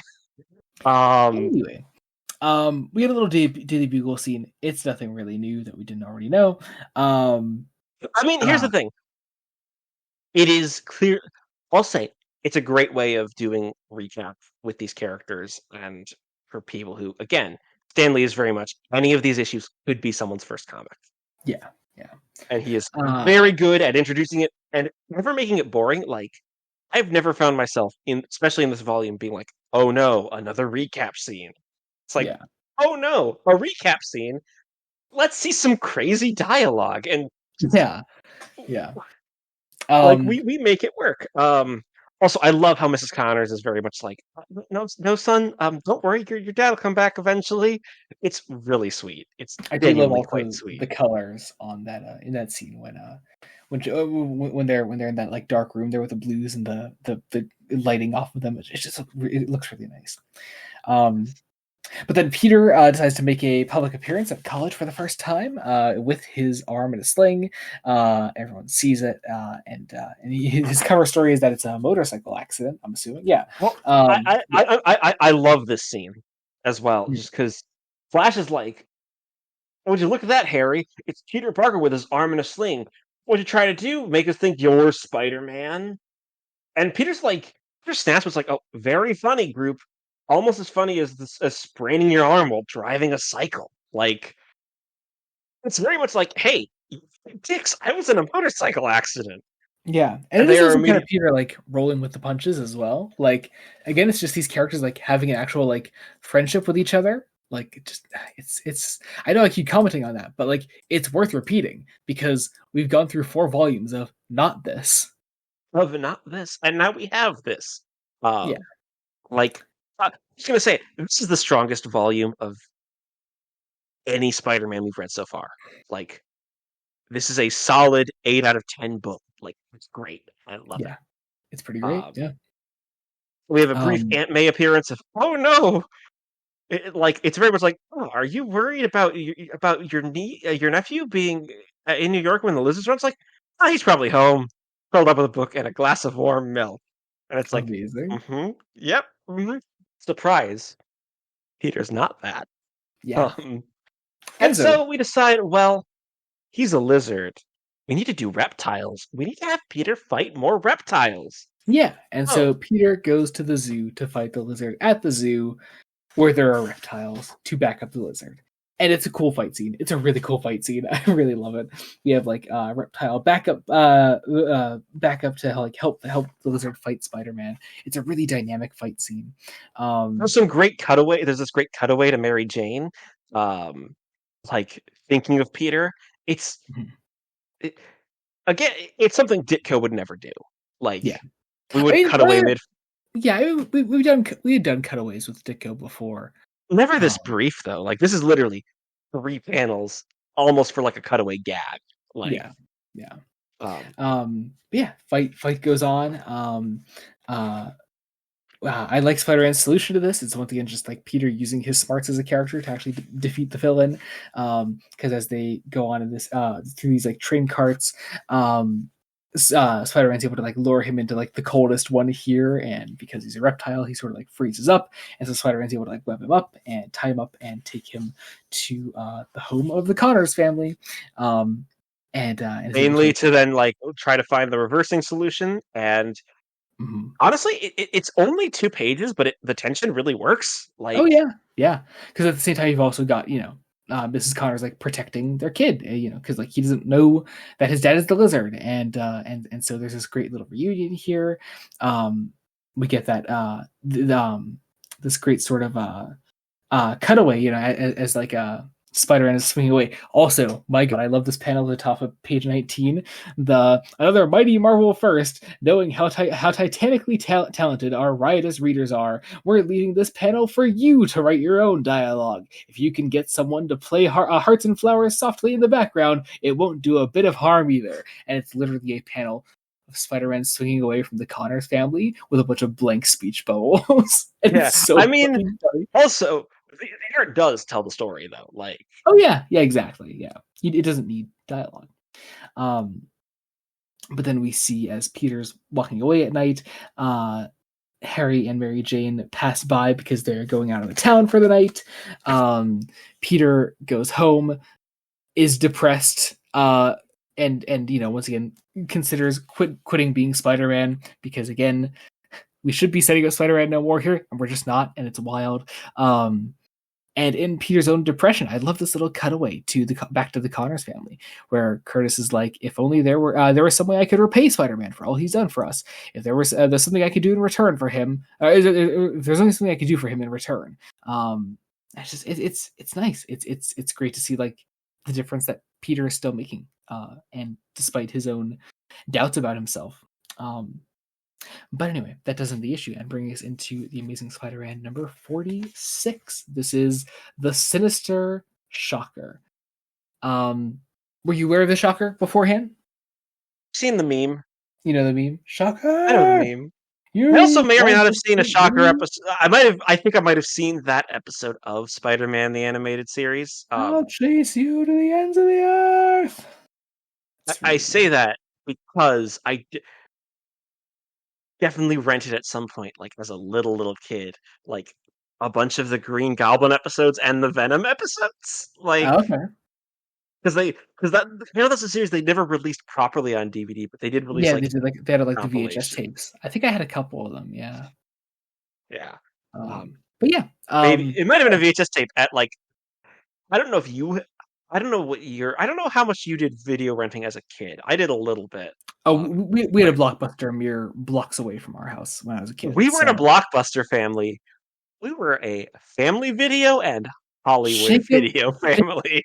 everything I hear about your family makes me hate them so much. My here's the thing. I don't think we had a Blockbuster near us. Like, mm. at least not our, until block, our Hollywood yeah, Video. our Blockbuster around here stayed open for a while after the chain actually shut down. Uh, well, I was. This is in my parents' hometown. I still know where the old Hollywood Video, which became the Blockbuster, is Mm, because the Blockbuster sign is gone, but the tilted signage is still there, I'm like near sure. the Yeah. street. Yeah. Cool. Um, But yes, anyway, Shocker is here. Shocker is not a particularly interesting villain. He's a guy that good. does some shocking. I was gonna say he's fine. I You know, like the idea. he He's very much a villain created for the Peters currently has his arm in a sling, and it works. It's good drama. Uh, yeah, but it's sadly this is probably one of the weaker issues. I don't say weaker. It's one of the weaker issues. No, it's not bad. I don't think this book has a outright bad issue. Like yeah, yeah. Yeah, this is it. To be honest, it's a fairly easy issue to gloss over. I could probably describe it about as quickly as I did the Avengers story in Annual I 4. will say, here's the thing: it hits a lot of the tropes. Yeah, it's the classic formula of Spider-Man fights a guy, the guy is stronger than him, and then he goes back to fight him later, and he's strong enough to beat him. And also, there's some small character work happening in the background. I'll say some Um, of the character work is really good. it is because I really love our first actual Peter Harry Parker thing. Osborn, Yeah, like because Harry is like, hey, I have a place that my dad is giving me essentially, and I need a roommate, and you'd be a good roommate, and it's close to the campus, and it would be a good place for us to hang together. And and you know what's interesting? I love how it's like I don't need a roommate. I want a roommate. But it's a 2 bedroom apartment on my own, and it's like you just well, I'd like like a roommate. It's really nice. yeah, yeah, I love the way that Lee has actually like just naturally developed this friendship. It really works. Um, and so Peter's like, well, I'll have to think about it because there's his aunt to think about. Um, but meanwhile, we see that Foswell is still on to Peter because he needs to know how he does his Spider-Man shit. I do Peter delivers. like line eventually resolves though. It's hilarious. It It, doesn't it happen is again. very funny. I do like it. It's very good. Peter goes to Jameson, has some pictures from Jameson. I love this joke. It's like, Mr. Jameson, may I see you for a minute? It's such an English teacher response. Is like, what's the matter, Parker? You forgot what I look like? It's It like, is funny. yes. Yes. Um, But then Peter leaves the Bugle. Foswell is following him as we catch up with the Shocker a little bit, who's just stealing some money as he recounts his backstory, and it's nothing honestly, I think special. that might be my problem with these two, this and the Rhino, is that their backstories aren't integrated well into the plot. Whereas, Yeah, there just kind of comes a moment where they just stop the issue dead to say, "And here's how I became a bad guy," and that's it. at least for when the Green Goblin did it, it was to Peter. It is whereas these are to the audience. Like, Yeah, yeah, that's fair. um, no, it's Um, cool. He's a safecracker who got caught, and in prison, like was given an engineering job basically, and created vibrations. Cool theme for a villain. Yeah, it's Not not bad. thematically deep, not resonant, doesn't do much, but it's it's fine. Yeah. It's there. And so the Shocker is born in this flashback. We catch up with Peter then as Aunt May returns from her vacation and sees Peter's arm in a sling and is so worried about him because Peter's such a little fragile boy, and so Aunt May is like, I have something on my mind. She tells Peter about Anna's proposal to move in with her, and Peter's like, well, that works out really nicely because Harry and all that, and so it's resolved very quickly, but very neatly, and it's again just Lee and the Romita just actually choosing to advance these characters and do something different with their lives, and it's very nice. They go to tell Anna Watson, so then Peter can naturally segue into a date with Mary Jane, and Mhm, then hanging out with all of his friends. mhm. It's great flow of a single page. Yeah, yeah.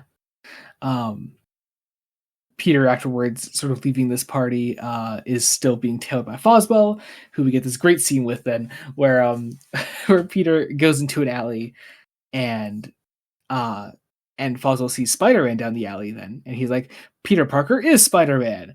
And so Peter's like, oh shit, Foswell saw me. I need to cover my tracks. And so he turns a corner and like does that thing where And, he keeps lifting the mask up and down to like talk to himself as Spider-Man. And it's very and then funny. And he dummy just costumes is swinging away, which is so funny. Um, and so Foswell is so easily convinced, like, oh, okay, well, Peter must not be Spider-Man then. What a stupid idea that was. Here's the thing. Honestly, I think I would probably buy it. Like if I were in the That's fair, situation too, like I suppose. because part of it is we have access to Peter Parker and Spider-Man. Boswell Yeah, doesn't. Like, yeah. Would um, I have access to other superhero media though? If other superhero media existed, I might be a little more suspicious. here's the thing. I don't think it does. Uh, Interesting. Well, yeah, for Foswell it doesn't, but would it exist for us? no, I don't. My hypothetical is if I was in Foswell's position, implying I was part of the Marvel universe, therefore superhero media doesn't exist. That's besides the point. Peter's arm is And, better. yeah. Well, starting to get better. It's not fully there yet. Starting to get better. Yeah. But yeah, so because Peter's armor is slightly better, he's to go and rematch the Shocker, and it's the classic. I'm now slightly better, so I can rematch the villain and defeat the villain, and he does. Um, we then close out our issue on a really really nice scene. I love this last scene between Peter and May before he moves out. Um, it's so good. I have to read the dialogue. It's really nice. Peter always does this thing first off where like he always like says like corny shit like this to like cheer up. He goes, "Now look, young lady, I don't want to see my best gal with tears in her eyes. Remember, Aunt May, it's not as though we're saying goodbye. Just changing our addresses. That's all." She goes, "Peter dear, promise me you'll phone, will phone whenever you can, and come to visit when you have time. And take good care of yourself. Be sure to get enough sleep and eat plenty of nourishing food. You know how fragile you are. Remember to wear your sweater when it's chilly, and don't get your feet wet. And be careful whom you choose for friends. I don't ever want my Peter to associate with roughnecks." Peter goes, "Just you stay as pretty as you are, and don't worry about a thing. And remember, no more touch football or karate practice. Oh, Peter, Peter, you always could find a way to make me smile." And it is this touching panel of Aunt May tearing up, Anna in the background crying. It is so sweet. Um, and then they part ways. May moving in with Anna, Peter going to his new place with Harry, and that's where the issue ends. Yeah. Bring us into Amazing Spider-Man number 47.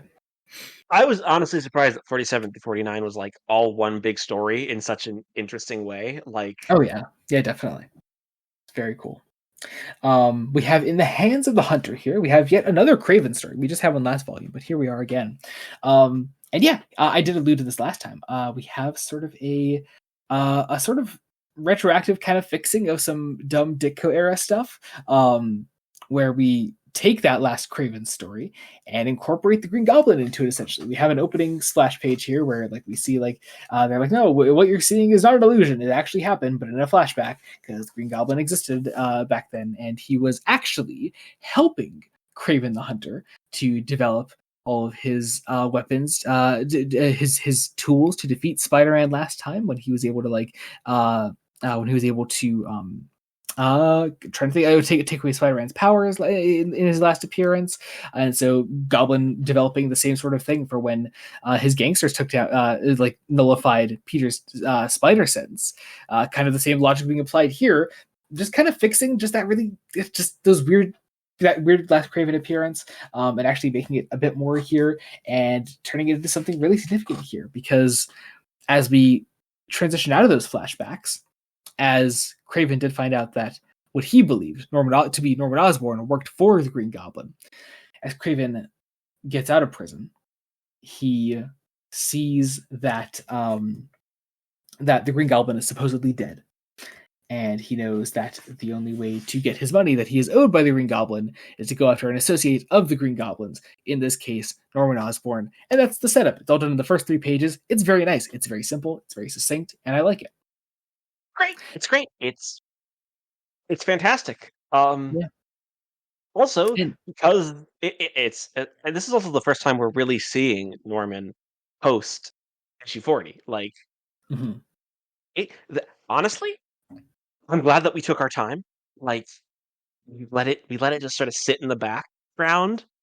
Yeah. And now we're bringing it forward because we have a quick scene with Aunt May properly moving in with Anna Watson and Mary, and Mary Jane's there to help.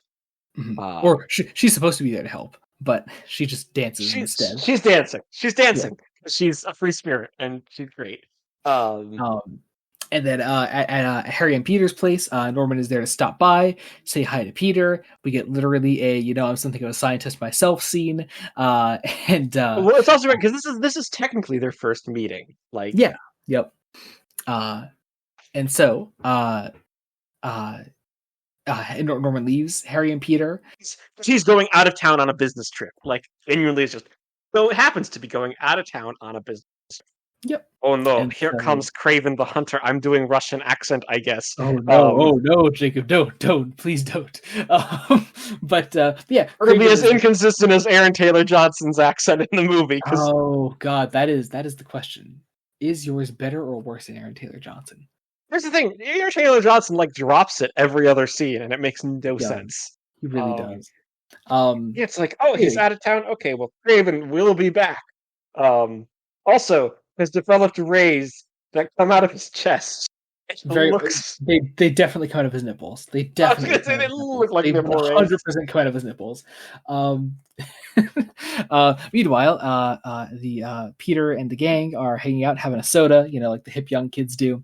And Gwen is planning a party. She's planning a party for. This is they're planning the one for Flash now, right? Yeah. Flash is going to be shipped out. He's fully been drafted. They're planning a going away party for Flash, and once again, you just see the ripples of this actual real life thing happening to Flash, and just seeing the way it affects all of our characters, and like it's so nice. But yeah, Peter then goes and sees Ned and Betty at the Daily Bugle and invites them. They're like, hey, you say, hey, Betty, you remember Flash Thompson, right? Well, he's being drafted into the army, and if we're throwing a going away party for him, you should come stop by. And like friends do, she's just like, yes, we will come by, and we will see our friends, and we will have a good time together. And just, I know I just keep saying it, I'm beating a dead horse, but it's so refreshing. And also, it helps that like Betty and Ned are cute. Like, we find them as they're not sneaking off because they're like their workday is done for the morning. Yeah. Like, but it's like they're under Jameson, so it's like toxic work environment of work more than your scheduled hours for no extra pay. But it's like, well, we're sneaking off like two lovebirds, and it's adorable. Yeah. And Peter is selling the pics from the Shocker because we didn't do that last time, which is honestly, it's a nice little development that we don't have to shove that into an issue. Like, it's just some nice continuity being carried over issue to issue. It's simple. But then we have Craven the Hunter going after more of Norman's associates. In this case, his butler. Looking for Norman because he doesn't actually believe that Norman has gone away, I guess. Then we get to catch up once again with Peter and Harry, who are preparing for Flash's party that night. And once again, just goddamn, there's just something so. Look, I love the Gwen and Mary Jane introductions in this, and I love their designs, and they're so 60s. But also, once again, Lee and Ramita are still doing that like very like sexually free, but not in a perverted way. And it's just there's something just so confident about these characters that totally sells like why Peter and Harry are so just head over heels for these women, and it totally works, and you totally buy it. Anyway, they make their way to the party. Betty and Ned are already there.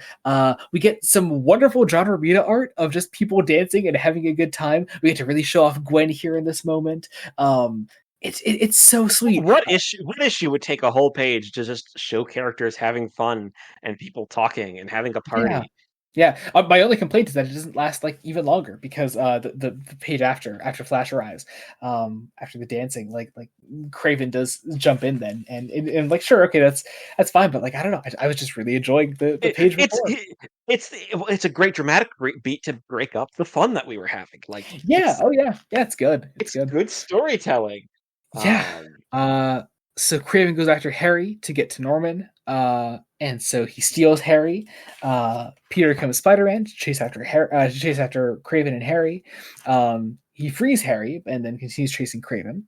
All the while, Jameson is running from the Bugle to get pictures, or trying to get a hold of Peter Parker to get pictures of Craven for the story. I think my note here was like it's this great chaos of a bunch of characters running in different directions, but we love tracking them all because and they're all kind of converging on the same spot too.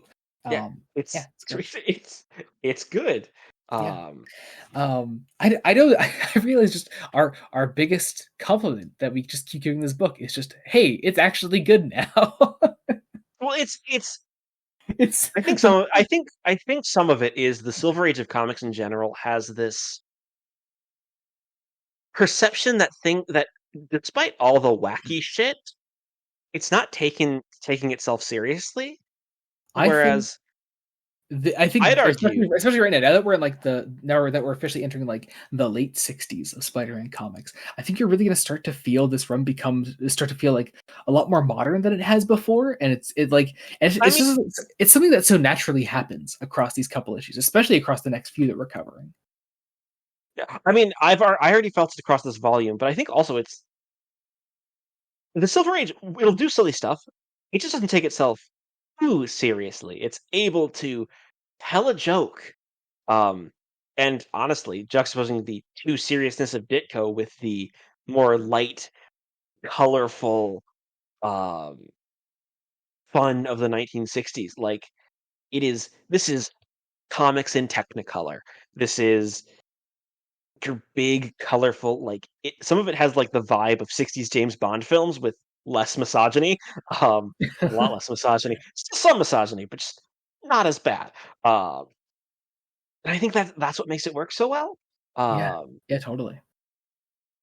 um, also, And so, uh, go ahead. Sorry. what's lovely is the action builds.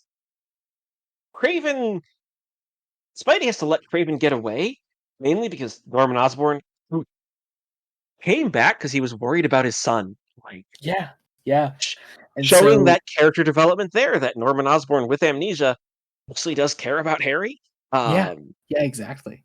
Um, and so, as Craven gets away, I love this bit afterwards when Jameson catches up with Norman because again, Jameson knows Norman, and he's like, "Norman, I saw the whole thing. You could have been killed. Spider-Man tried to murder you, didn't he? But then he got cold feet, right? You can tell me. We're fellow club members. I want to help you." It's so funny. But the issue does end with like Craven getting away, and once again, Peter just doubting himself, and that brings us nicely into the Amazing Spider-Man number 48. and I mean, the My voice panel at this before the point. last one is a final goodbye to Flash, basically. Yes, Like I forgot about that. Yes, that is another really nice moment. Um, it's very small. It's the little things. It's the little things that even take issues like the Shocker issue, which is the big plot is standard. but it's those little things, the little bits Yeah, that like elevate it ever so slightly into being something solid. it's another great goodbye. I just want to read the dialogue here because I love it. Peter goes, "I want to wish you all the best, Flash. Something tells me you got what it takes to come out on top, fella, and I'm betting you do." Flash goes, "You know something, Parker. Every so often, I figure you're not as square as I thought. Take good care of the chicks for old Flasheroo while I'm gone. Here. Hope I'm not squeezing your hand too hard, because a Spider-Man you ain't." It is just the right dialogue. Stan chooses just the right things for these characters to say in this moment. I think it really makes it hit home. And the final Um, panel has Peter thinking it's like he'll make it back someday, right? Like he's gonna come back from Vietnam, yeah, right? but there's just this uncertainty. Also, because like I think Stan was willing to take this plot in a different direction because he's writing this in the middle of the Vietnam War. Like, Yeah, like um in the middle of the Vietnam War, as the anti-war protests are starting to really hit their peak, yeah, and only a year or two before the public perception, like the public is going to really shift to being majority anti-war. This was wrong. yeah, Because let's be honest, there was, despite the dumb college kids protesting this war, they were always on the right side of history. yeah. Uh, yeah, Yeah. Anyway, Spider-Man number 48. Right away, there's such a nice vibe to this particular story. I love the snowy wintertime New York that Romita gets to draw here. It looks so nice. It's so pretty. Yeah, I just like it. Uh, we open here on prison then. After a scene of Spider-Man swinging through the city, we go to prison where we catch up with the Vulture, who he's dying. he's dying. He is just fucking croaking in his bed. And And I guess this is where we get one of our first real legacy villains, like yeah, passing the mantle of a hell, villain. we're 48 issues in. This is about 4 years into the run. Like it's it's been going for a while. Yeah, legacy villains are kind of a thing. And so we have Vulture here passing on his secrets to another inmate, an inmate by the name of Blackie. Not related to Blackie Gaxton, the mobster that we covered way back in Volume 1. A different Blackie. I'm concerned by this. Anyway, I'm concerned by this. Stan, buddy, let's not. don't like don't. um. Anyway, so I, yeah, so this guy gets the secrets of the Vulture as the Vulture is dying. He learns where his wings because are, how to the operate vulture thinks, them. if I tell someone where I hid my wings, they'll surely help me break out of prison. It's like, nope, No, he's just gonna steal them and use Also, them for himself. we didn't mention. I love it that they subtly hide who the vulture is on the cover. Like Oh yeah, yeah. it's Because you only so see the so. back and you don't see any part of the head. It's nice. I didn't notice it at first. Like Yeah, I didn't yeah. realize it, but it's a great little twist. It's really cool. Yeah, yeah. We get to play John Romita's favorite game of let's redraw Steve Ditko bullshit. Because we get some flashbacks to our early Vulture appearances. And then our new Vulture finds the wings and escapes prison and flies out of there as we go catching up with Peter, Harry, and Gwen. Peter has a cold. Yep, Peter's a cold. He's not doing so hot. Gwen has a new haircut that he compliments, and she says, and Harry is like, "It's like the way Mary Jane's been wearing her hair," and Peter's like, "Fuck off, Harry." Naturally, and so we move on to apparently now Jameson is just able to have entire news segments to himself. He can speak on the news, I guess, I about guess. Yeah. how terrible Spider-Man is. But as he's in the middle of his Spider-Man is terrible rants, the news is also reporting on our new Vulture flying through the skies, and Peter is immediately stricken with this horrible feeling of, good God, I have to deal with this shit again. And I'm also sick right now, and that's bad. So, Our new Peter, vulture also dates his costume. Adds a he has a helmet. cool new helmet. I say cool. It's not cool. but he has a It's helmet. kind of dumb, but it It's makes very dumb, sense. I suppose. Also, I think they use this design in like a '60s animated show, like around the Maybe. time I I think think so. I Yeah. because yeah, I'm sure I've seen this design somewhere before, but yeah, he does some robberies. He Yeah. so I th- he tries to steal a payroll bag, but it's chained to the courier because that was a thing that like apparently people did when transporting money, like Mhm. chained the briefcases to themselves with handcuffs. So he's like, well, I'm gonna steal him. I'm gonna steal like eventually I'm gonna steal the guy, and it's great. It's fun. And Peter so Peter swings into action as Spider-Man. We get, oh God, easily like the snappiest Spider-Man action we've had in the entire run so far. Like it is so light on dialogue. The panels are so big. It's easy to get into, easy to just like fly right through and really feel like you're invested in the action and the quips that are happening here. It's what I mean when I say like this is starting to feel really modern for its time period. And it's really working. Um, Spider-Man fights the new Vulture, frees the guy that Vulture took with him.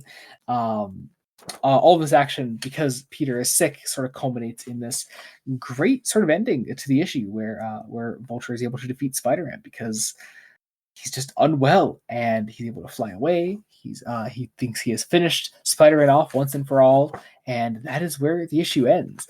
It's really good. I just love how snappy it is. It really works.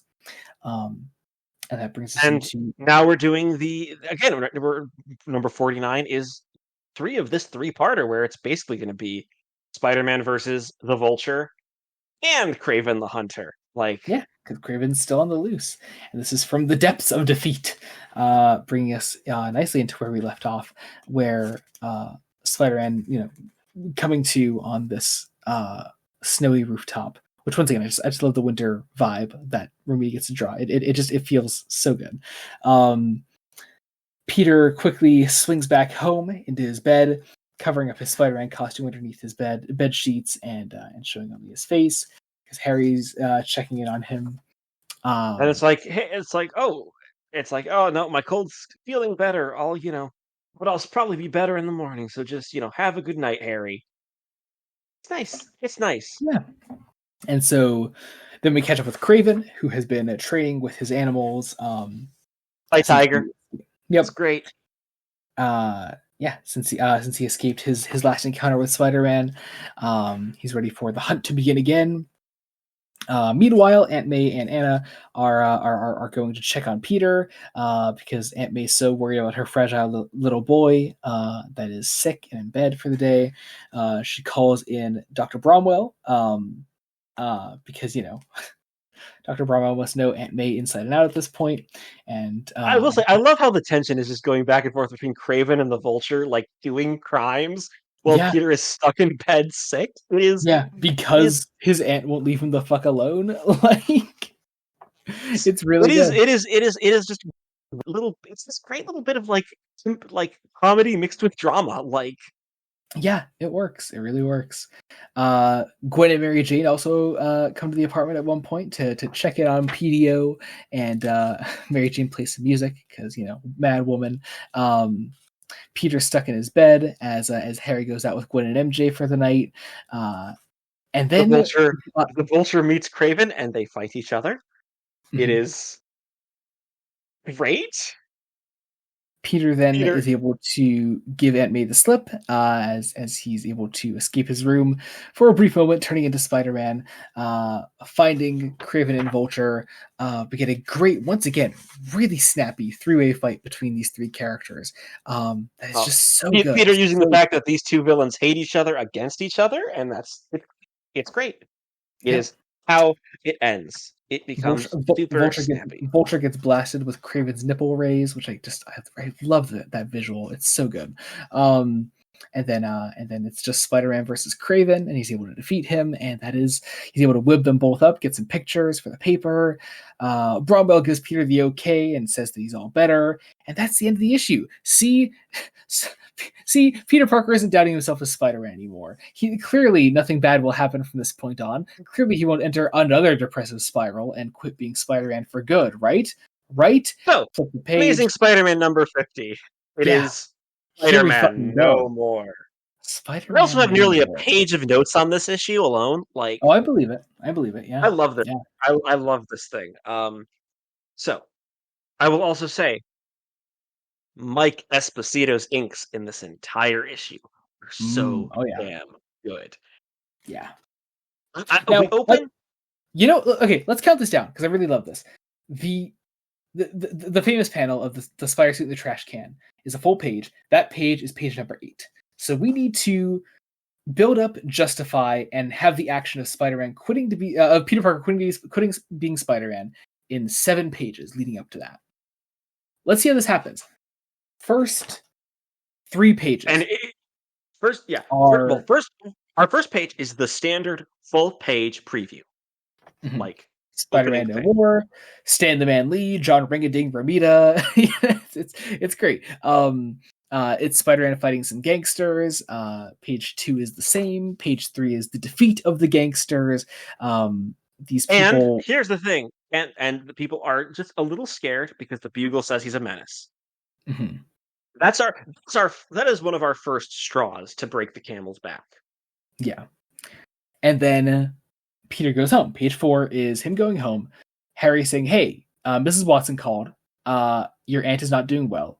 You need to be there right now." Peter. That is a single panel. Next panel, Peter on motorcycle. Third panel, bursting in the door at the Watsons. Fourth panel, Aunt May sleeping. Yep. Peter. This is what's called economic storytelling. We are being very good. It's Aunt May's sick. Mm-hmm. Aunt May's sick. Page 5 is there's Peter another pressure. Mad at himself because he was Spider-Man. He was off doing Spider-Man shit, having a good time while he should be looking after his aunt. Peter's beating himself up about that.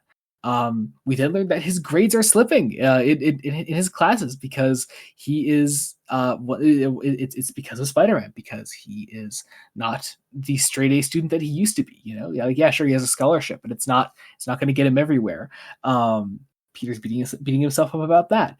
Page 6 happens. Those horrible editorials and now news broadcasts that Jameson has been making about about Spider-Man really get to Peter because he's had this day of just hit after hit after hit until it all hits him.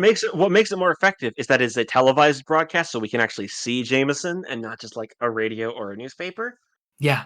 And Jameson puts out a reward. Also, like it is greatly building. And then page 7 is the top panel. One of the best panels on the run so far. I love that top panel. Enhanced by the lettering of Sam Rosen. Just menace, egomaniac, public enemy, fraud, mentally disturbed. All these horrible things that people say about Spider-Man, and so everything just sort of collapses in on Peter. Peter collapses in on himself, and we get the page 8 shock value moment of Peter Parker throwing his suit into the garbage can, walking away. And here's the thing. I love the rationale of it's like, God, when I was Spider-Man, I was a teenager, and now I'm an adult living on my own, and I can't juggle all these relationships, and everybody hates me. It is awful. It is, my grades are slipping, like, everything's falling apart. 8 pages. You believe it. Yeah. You believe it. Oh, yeah. Also, cross-hatching on the inks in the sky is iconic for a reason, of the rain and the purples and the blues. Gorgeous inks. And then life goes on. Life goes on without Spider-Man. This kid comes running into the Daily Bugle because he found Dennis the Menace. It's Dennis the fucking Menace. It's Dennis the Menace. He delivers the Spider-Man suit to Jameson. Ecstatic, begins printing papers left, right, and center. Is Spider-Man? Can we just read some of Jameson's dialogue here? Oh, go right ahead. It's so good. I'll be hanged if it isn't. It looks like the real McCoy. You found it in a trash can. That can only mean one thing. You just stand there, Miss Brown. Give me the city desk, and I mean now. Um, like the big headline is Spider-Man through? Jameson in this bottom panel is just grinning like He's a so fucking idiot. happy. Oh, I love it. It's so good. Um, then we get Jameson going on like What's nice, going on a I will police say, what's nice is station. that around Jameson, we see a lot of people who are just like, this can't be true. This is awful. We like Spider-Man. Mhm.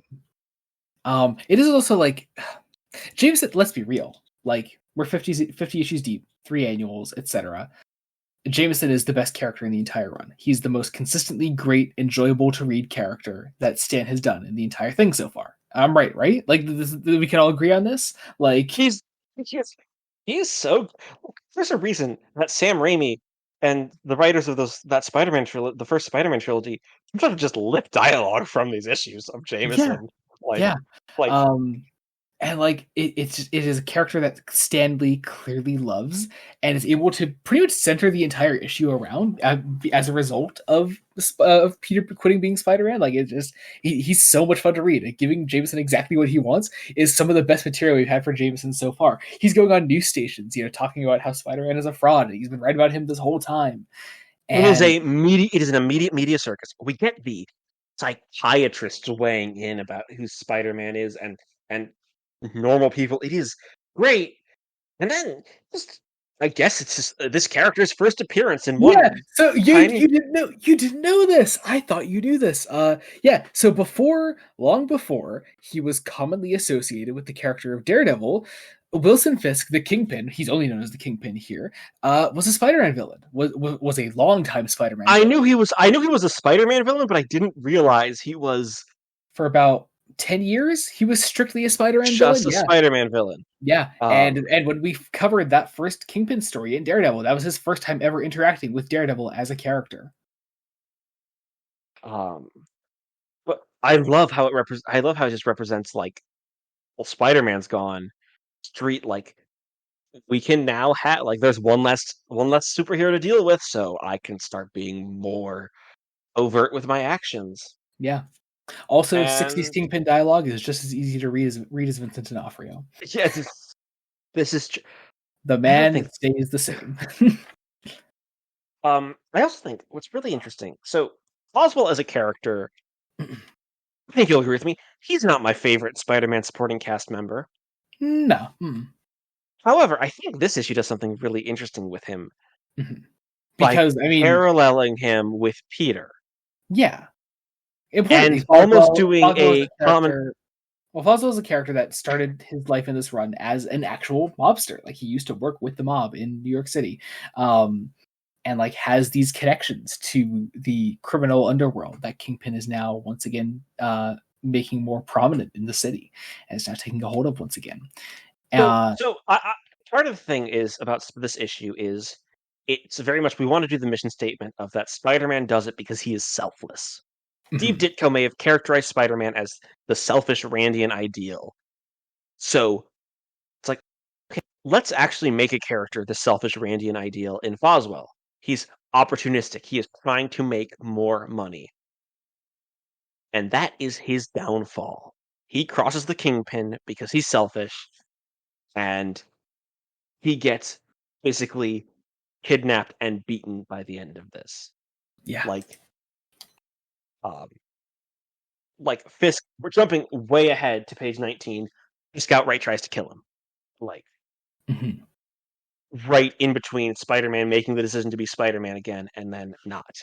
Yeah. Um, Um, Although if we may, of course, jump back to of middle of course, the of issue course. when Sorry, I, I, I no just no had no I just had that oh no point of no that's great. analysis to make. Yeah, no, that's great. Yeah, of course. Fossil's arc is actually just as important as Peter's in this. Um, but we have Peter here, who is I love this little scene where he just taunts Jameson with like quitting being Spider-Man because now he doesn't need to worry about being a photographer anymore to like support himself because he can actually just like focus on his studies and he doesn't actually need the job now and like it's good. But also like in the middle of all this, we see crime running rampant in the city and seeing the effect that Spider-Man no longer being in the city has on the city. We see Kingpin taking a stronger hold on everything. We see Peter's relationship with Gwen actually developing. It's just it is. There's this really sweet moment between the two of them that is just so clearly just the backbone of their actual like relationship in like adapted media, that really works. It, it, um it also remembers like, hey, Flash sent a letter home. Um, mhm. it's so sweet. It's really nice. It's also so Um, interesting going back to this, having like post Spider-Man Blue. I don't want to talk about this too much, but like this is like Spider-Man Blue is so much about like Peter and Gwen and like just how little they actually like how little time they actually get together like as kind of a couple here, and like just a moment like this just really shines here, and really exemplifies like well, what people because like yeah, because what Jeff Loeb saw in this, well, um because let's be honest, right now we like this is 19. We're squarely in the middle of 67. I mhm, think what the death of Gwen Stacy is like 1971, mhm. like maybe 72. It's about 5 years away. Yeah, Like in terms of like comic publishing, where that is, you know, an issue a month, 12 issues. That's a lot closer than you think. yeah, Um, yeah. uh, um Peter's also able to make more time for Mary Jane in this time frame here. Peter, I like this little moment here where Peter hears about this robbery over the radio, and is so immediately ready to jump back into Spider-Man mode, but he's like, I can't, there's no way, and he's like, the police can deal with it themselves, they'll be fine. Um, and then after a really nice scene with Peter and Gwen, the problem is like immediately presented in front of Peter, as he sees like crime. also, this it's all in one panel. Um, we remember that hey, Mormon offered Peter a job. Like Mhm. Peter could get steady employment. Yeah, Um, yeah. But then Peter sees an older man being accosted, and nearby, on a and he roof, on a and rooftop, it's and just Peter's he can't instinct, help himself. yeah, it's just instinct that like makes him jump into action, save this older guy, and then for the first time in such a long time, we bring up Uncle Ben, because the thing that it kind of made Peter, he realized the thing that made Peter instinctually leap into action here, was the fact that this older guy reminded him of his uncle. And once again, John Romita's favorite pastime, redrawing Steve Ditko shit. We relive the death of Uncle Ben and how that affected Peter's life and why he does what he does in the first place to make sure that this doesn't happen to anyone else. And so, with possibly no greater uh, drive for Peter to pick up the suit again, he does just that. He sneaks into the Bugle. He puts on Sit the suit. on. He Says hi. waits. He He. waits. I love Feet up. it. Feet up. Smug as the best Spider-Man he could be on Jameson's desk. Like he was like, "Comes my door's unlocked. I'll snap on the light and yelp. You chuckles. It's like I thought you were dead or at least mortally wounded somewhere. Sorry to disappoint you. I was out recruiting. Recruiting. You heard me. I was signing up volunteers. I'm going to fill the whole city with Spider-Man. Probably sorry about the retractions you'll have to put in your paper, but I guess you're used to that by now." And So it's good. so good. And then this Um, wonderful last panel of Romita drunk Spider-Man leaping back into action, continued next issue, and how that is unfortunately where we leave our volume, and as such our Spider-Man block for today. I think it's good, all things considered. I'm very sad we're cutting this off where we are, but also I think it'll be nice to take have some distance between this and the next volume, because yeah, I don't want our coverage of the next volume to be another episode of, oh wow, it's so good finally. I think it'll be nice to come back to this with fresh eyes, not fresh off the fresh wound eyes. of Steve Ditko. Yes. um So can I just say one thing that Ramita is a master at? He did it at the end of 42 with Mary Jane's introduction, making even small panels feel like a full page worth of material. oh yeah, Like if this were a modern comic, that last panel, that'd be a full one-page spread. yeah, Like, but it's not. and it still works just as goddamn effectively with how strong John Romita Sr. is as an artist. Like, Incredible hot take. John Romita Sr., great artist. good. I know, but it's so good. I have so much. Honestly, 50, my favorite issue yet. Like, Wow, that it's just big words there. big Wow, words. yeah, Yeah. Um, very cool, very cool. Any sort of closing thoughts for this comic? Honestly, I really like how it juggles its multiple stories. Like, again, like we said, even like the weaker issues have something to enjoy. Um, Mhm. I'd argue that this is really where Spider-Man probably becomes the Spider-Man that we know. Um, I also see so much of the Raimi movies in this Spider-Man in particular, not Oh just yeah, No More, but like in the way a lot of this works, um, a lot of the way Aunt May is characterized, especially oh um, yeah, a lot of the way Harry's characterized, a lot of the way Mary Jane is kind of a weird amalgam of Gwen and MJ, and I is just I don't like Missy. I don't like Raimi Spider Man. Raimi Mary Jane. I just don't. I just Um, I just, I can't. I love that. I love Nothing that. against Kirsten Dunst as an actress, but man, just anyway. I love that the status quo is allowed to change and evolve, and Yes, totally. it doesn't feel like there's going to be a reset. Marvel editorial, current Marvel editorial. Yeah, Um, yeah. Plenty of years for that to change.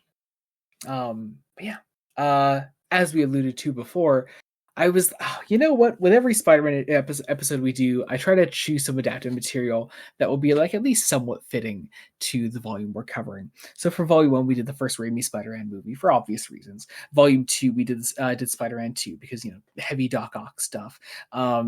For Volume 3, we did Spider-Man Homecoming because there was Vulture shit in there, and also again some 60s inspiration into the Homecoming stuff. And then for last volume, we did the Amazing Spider-Man because first appearance of Gwen Stacy, etc. And for this one, I was racking my brain. I was like, well, we already did Spider-Man 2, so we're not, for Spider-Man No More, I can't really do that again. And I was flipping through the stories through this, deciding some adapted material for you to watch. And I was like, it would be fucking wild if you watched Craven the fucking Hunter. And so you watched Craven the Hunter, and I need to know your thoughts on this thing. um, it's incompetent, like Mm, that's one word almost, for it. almost wholly. Like here's the thing. The one thing that just sticks in my mind about this movie is there are so many shots that just linger just that little bit too long, so it breaks up the flow of a scene. Like Mm, I, I don't now tightening these up aren't going to fix just the myriad of story problems of let's make Haven the Hunter character explicitly inspired by the villain of the most dangerous game. Good guy with daddy issues and mutant. Like, our friend Kian told me that this is his backstory is kind of the backstory of Catman from DC. mhm. Um, which I don't know how accurate that is. I was like also getting some Vixen vibes, Oh God, yeah, yeah. like with like the taking having like animalistic traits connected to a vaguely African sense of spiritualism. You Because know, yeah, I feel like this is important to bring up. Or I'll kind of bring this full circle back to our Q&A segment back in the non-spoiler section. Um, but like, I really liked Spider-Man 2, the video game. I think that's probably the best version of Kraven the Hunter we've ever had adapted into anything. Um, and the fact that that came out a year before the Kraven the Hunter movie did. I just, this just this what are we movie doing? is What are we this movie doing? is so weird. It is like And everyone also, needs and also, why in the first place did we decide to make a movie about Kraven the Hunter, like where he's the main character? I just don't think that's not something we should do. It's also a they poor like idea in the first place. they do the thing where they build up to him getting his iconic costume in literally the last Oh minute God, of the yeah. film. Yep. Um, mind you that this thing is plastered with Aaron Taylor Johnson's open chest trying to be sexy um on all the posters. Like it is Yeah. so funny. Also, like this film is weird, like super racist. Mm. Like it is very like ooh, the African spiritualism herbal mixture saves his life. Like poor poor Ariana DeBose. My God, that poor woman made me cry in her portrayal of Anita in West Side Story. Like, and she hasn't been given a good role since, and it is Yeah. such a damn shame because she deserved the Oscar for West Side Story, but oh God, and like again, Aaron Taylor Johnson is sometimes doing a Russian accent, sometimes not. The chameleon is here because he's Craven's half brother, which I know Of that's a course. thing in the comics. Like, That is I a know thing that in that's comics. Yeah. but Yep. also like he literally becomes suddenly evil at the end. It's like Yeah. what? It's bad. Also, Russell Crowe is in the movie. I'm glad I Would have a you worse Russell Crowe performance than his performance in Les Mis. Um, would you believe that Craven the Hunter, in my opinion at least, is not the worst Sony Marvel movie released in the year 2024? uh, does the web connect us all? It Um, does. It does, unfortunately. And would you believe that there's actually one totally watchable movie from Sony Marvel that came out last year? is that the Venom one? Venom: The I, Last Dance is good. sorry. It's fine. It's not bad. I It's was gonna say probably I have the a feeling that's not good, but when it's compared to what's around it and the it's fact like that like here's the thing. It's not bad at all. It's an enjoyable watch. I think all of the Venom movies are an enjoyable watch. The second one is the at least Tom Hardy, I can tell knows what he's in those yeah. movies. Like The second Let There Be Carnage is a truly great movie. The first Venom movie and Last Dance are both fine and very fun times, but Let There Be Carnage is truly a movie that I could watch probably whenever. It's so much fun. I'm I'm kind of glad that the universe is dead though because like It really was a universe. There were 6 fucking movies in this saga. Like my well, and they god. kept, and they like what? Don't they? Didn't they keep teasing that they were gonna like connect to the MCU? They did directly. Venom Let There Be Carnage tied directly into Spider-Man No Way Home, and Morbius tied directly into Michael Keaton's Vulture from Homecoming. Like, yeah, I These were things that happened in the Sony Marvel universe, and it's oh man, it's a rough one. It's a rough one. like I don't know. I'd like to say what were they on? What were they planning? They weren't planning anything. They were just trying to like honestly ride the clout of Spider-Man being in the MCU. I can truly understand the theory that these movies are a laundering scheme, money laundering scheme somehow. You would think they would just make more money by like getting funneling cash further into the MCU. Yeah, Like just give us more. At, at least if you just like slap a Marvel logo on anything, there will just be someone out there that'll see it no matter what, you know? Yeah, it's Yeah.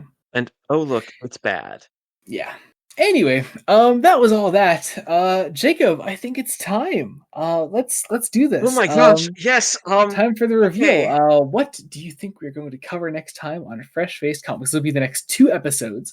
It is something new. It is something we've never covered before, and I need to know what you are thinking, where your mind is at right now. So I have a couple of guesses. One of my guesses was initially throwing the dartboard of Stan Lee's Avengers because I know you like that run again. I do. Um, but I also think we may possibly be doing Luke Cage or Iron Fist Another two that I'm potentially, that I'm a big fan of, like both of those or lots. possibly Moon Knight. Big fan, big fan. Someone's been following my TikTok. Yeah, I haven't found anything, or possibly because you mentioned we may not be doing things in chronological order, so we jumping around the decades. Maybe we're jumping super far ahead, Mhm. and maybe doing I don't know Miss Marvel. I don't know. Oh, okay, Like, interesting. I like the um, guesses all around. Okay, are there any other guesses? did I say Moon Knight? Maybe Moon You Knight, did, but you did like say Moon Knight, yeah. not necessarily 70s Moon Knight. Maybe the other Moon Knight run that I know you like. I like I like there to me there are like three good Moon Knight starting points. Or There's one like possibly Ghost Rider. Maybe Ghost Rider. I'm just not Ghost just Rider is a naming good off choice. heroes we haven't covered. You just go in. I've never seen you this lost and stumbling in the dark before. Yeah, This yeah. is pretty So great. just tell me what it is. What I'm kind is of this? relishing this moment. This was also one of my potential guesses, like before this moment, but I completely forgot to mention it. Maybe Black Panther? Question Oh, mark as well. Like like Jungle Action Black Panther. Jungle Action, I possibly. see. Yes. Okay. I'll say something of the plethora of titles you just mentioned is the correct choice. Here's If the you were thing. to, if you were to, Either if way, you should still feel satisfied because I can't narrow it down. I am quite literally going at the there's no way wall. you can narrow it down. If I had to tell you to just choose one to narrow it down to, you couldn't do that. We'll pull a name out of a hat. Fuck it. The TikTok's on my mind. Luke Cage. Hey, nice job, That's Luke Cage. I Yeah, next time on Fresh Face Comics, we're gonna talk about Luke Cage. Yeah, it's it's gonna be so much fun. We're going from the very beginning of the character. Volume one we're gonna do the Marvel Masterworks split up. So the first two volumes of that, volume 1 being Luke Cage Hero for Hire 1 through 16, and the second volume being Luke Cage Power Man 17 through 31. That'll be the next two episodes. I'm very, very excited about it. So yeah, that'll be. So that'll be very fun. Wait, Yeah, are we allowed to announce a guest that we may or may not be having? potentially. We'll talk about it in between because I just need to Okay. confirm that this is definitely happening because scheduling might not perfectly work out, but we'll Or if see. we can work out. We We can try. Yeah, We can try to work out scheduling. Yeah. Aha. Anyway, let's close this out. Let's do some promotions. Jacob, what do you have going on right now? I mostly have my blog. So we're recording this kind of in advance, but I have released a review of a Doctor Who comic. Wasn't very good. Crossroads of Time. I will hopefully have a Star Wars book review of Shadow of the Sith out or coming out shortly. Gonna depend. I haven't started reading it, but I'm sure I'll probably be close to being done by the time this comes out. Um, and also, I've been reviewing Star Trek: The Next Generation for the first time. At the time of this coming out, I will have just reviewed an episode called "Up the Long Ladder." Is it Bleh. good? Is it bad? I don't It's know. Joe's reaction indicated something to me that is scary. bleh. It's The not a only good thing one. that I know is that the episode after that has Loxana Troy in it, so at least That's there. true. That's a true fact. Um, Yeah. I'm in a similar boat. I'm also releasing Star Trek reviews right now. Me and my brother, we do video Star Trek reviews on Blooded Studios. You can find our current review for Samaritan Snare out right now. And then also, if you want to keep up with Jacob's blog reviews and also what we're currently doing, you can go to the Blooded Studios Patreon, patreon.com/Blooded Studios. Get join either the ensign or the lieutenant tier to get our review of Up the Long Ladder a week early. So that'll be that's something you can do as well. Also on the Patreon, you can join at the cadet tier to get your name in the description of every single video we put out, as well as just all of our podcast copies. Your name is right at the top of the description whenever somebody goes and looks right down there. You can also get things like early Star Trek reviews, exclusive Star Trek commentaries, as well as fresh-faced extras. It's even more of the podcast you're listening to right now. It's the conversation before the conversation. We talked about music beforehand. It was a good time. Also on the channel, you can find R2BD. Me and my brother, we should have hopefully recently put out a video on Dawn of the Jedi Into the Void by Tim Lebon. And then next up, we're putting out an episode on Star Wars Rebel Jail by Jason Aaron. You can check that out as well. That should be out relatively soon. Doing all kinds of comics coming up on there. Also on the channel, you can find the spinoff of this podcast, Fresh Face One Shots. It's the show where we cover current comics coming out, such as Superman by Joshua Williamson, Wonder Woman by Tom King, Trinity Daughter of Wonder Woman, the spinoff of Wonder Woman, Batman The Long Halloween, The Last Halloween, the end of the Long Halloween saga, as well as the Uncanny X-Men by Gail Simone, as long as it exists. And afterwards, we're going to go into the Unbreakable X-Men, also by Gail Simone. All that said, check out our link tree, our socials. Everything will be down in the description below. You can follow us wherever you want to follow us. Be sure to subscribe to the channel, Blooded Studios. Any support is appreciated. Wherever you're listening to us on, be sure to leave a rating, comment, subscribe. If you comment on things, we will read your things out on Fresh Face Correspondence after our Q&A is done and read through. All that said, I think that actually does it now. Thank you all so much for listening. Until next time, this has been Joey Morgan. Jacob Licklider. Goodbye. Bye.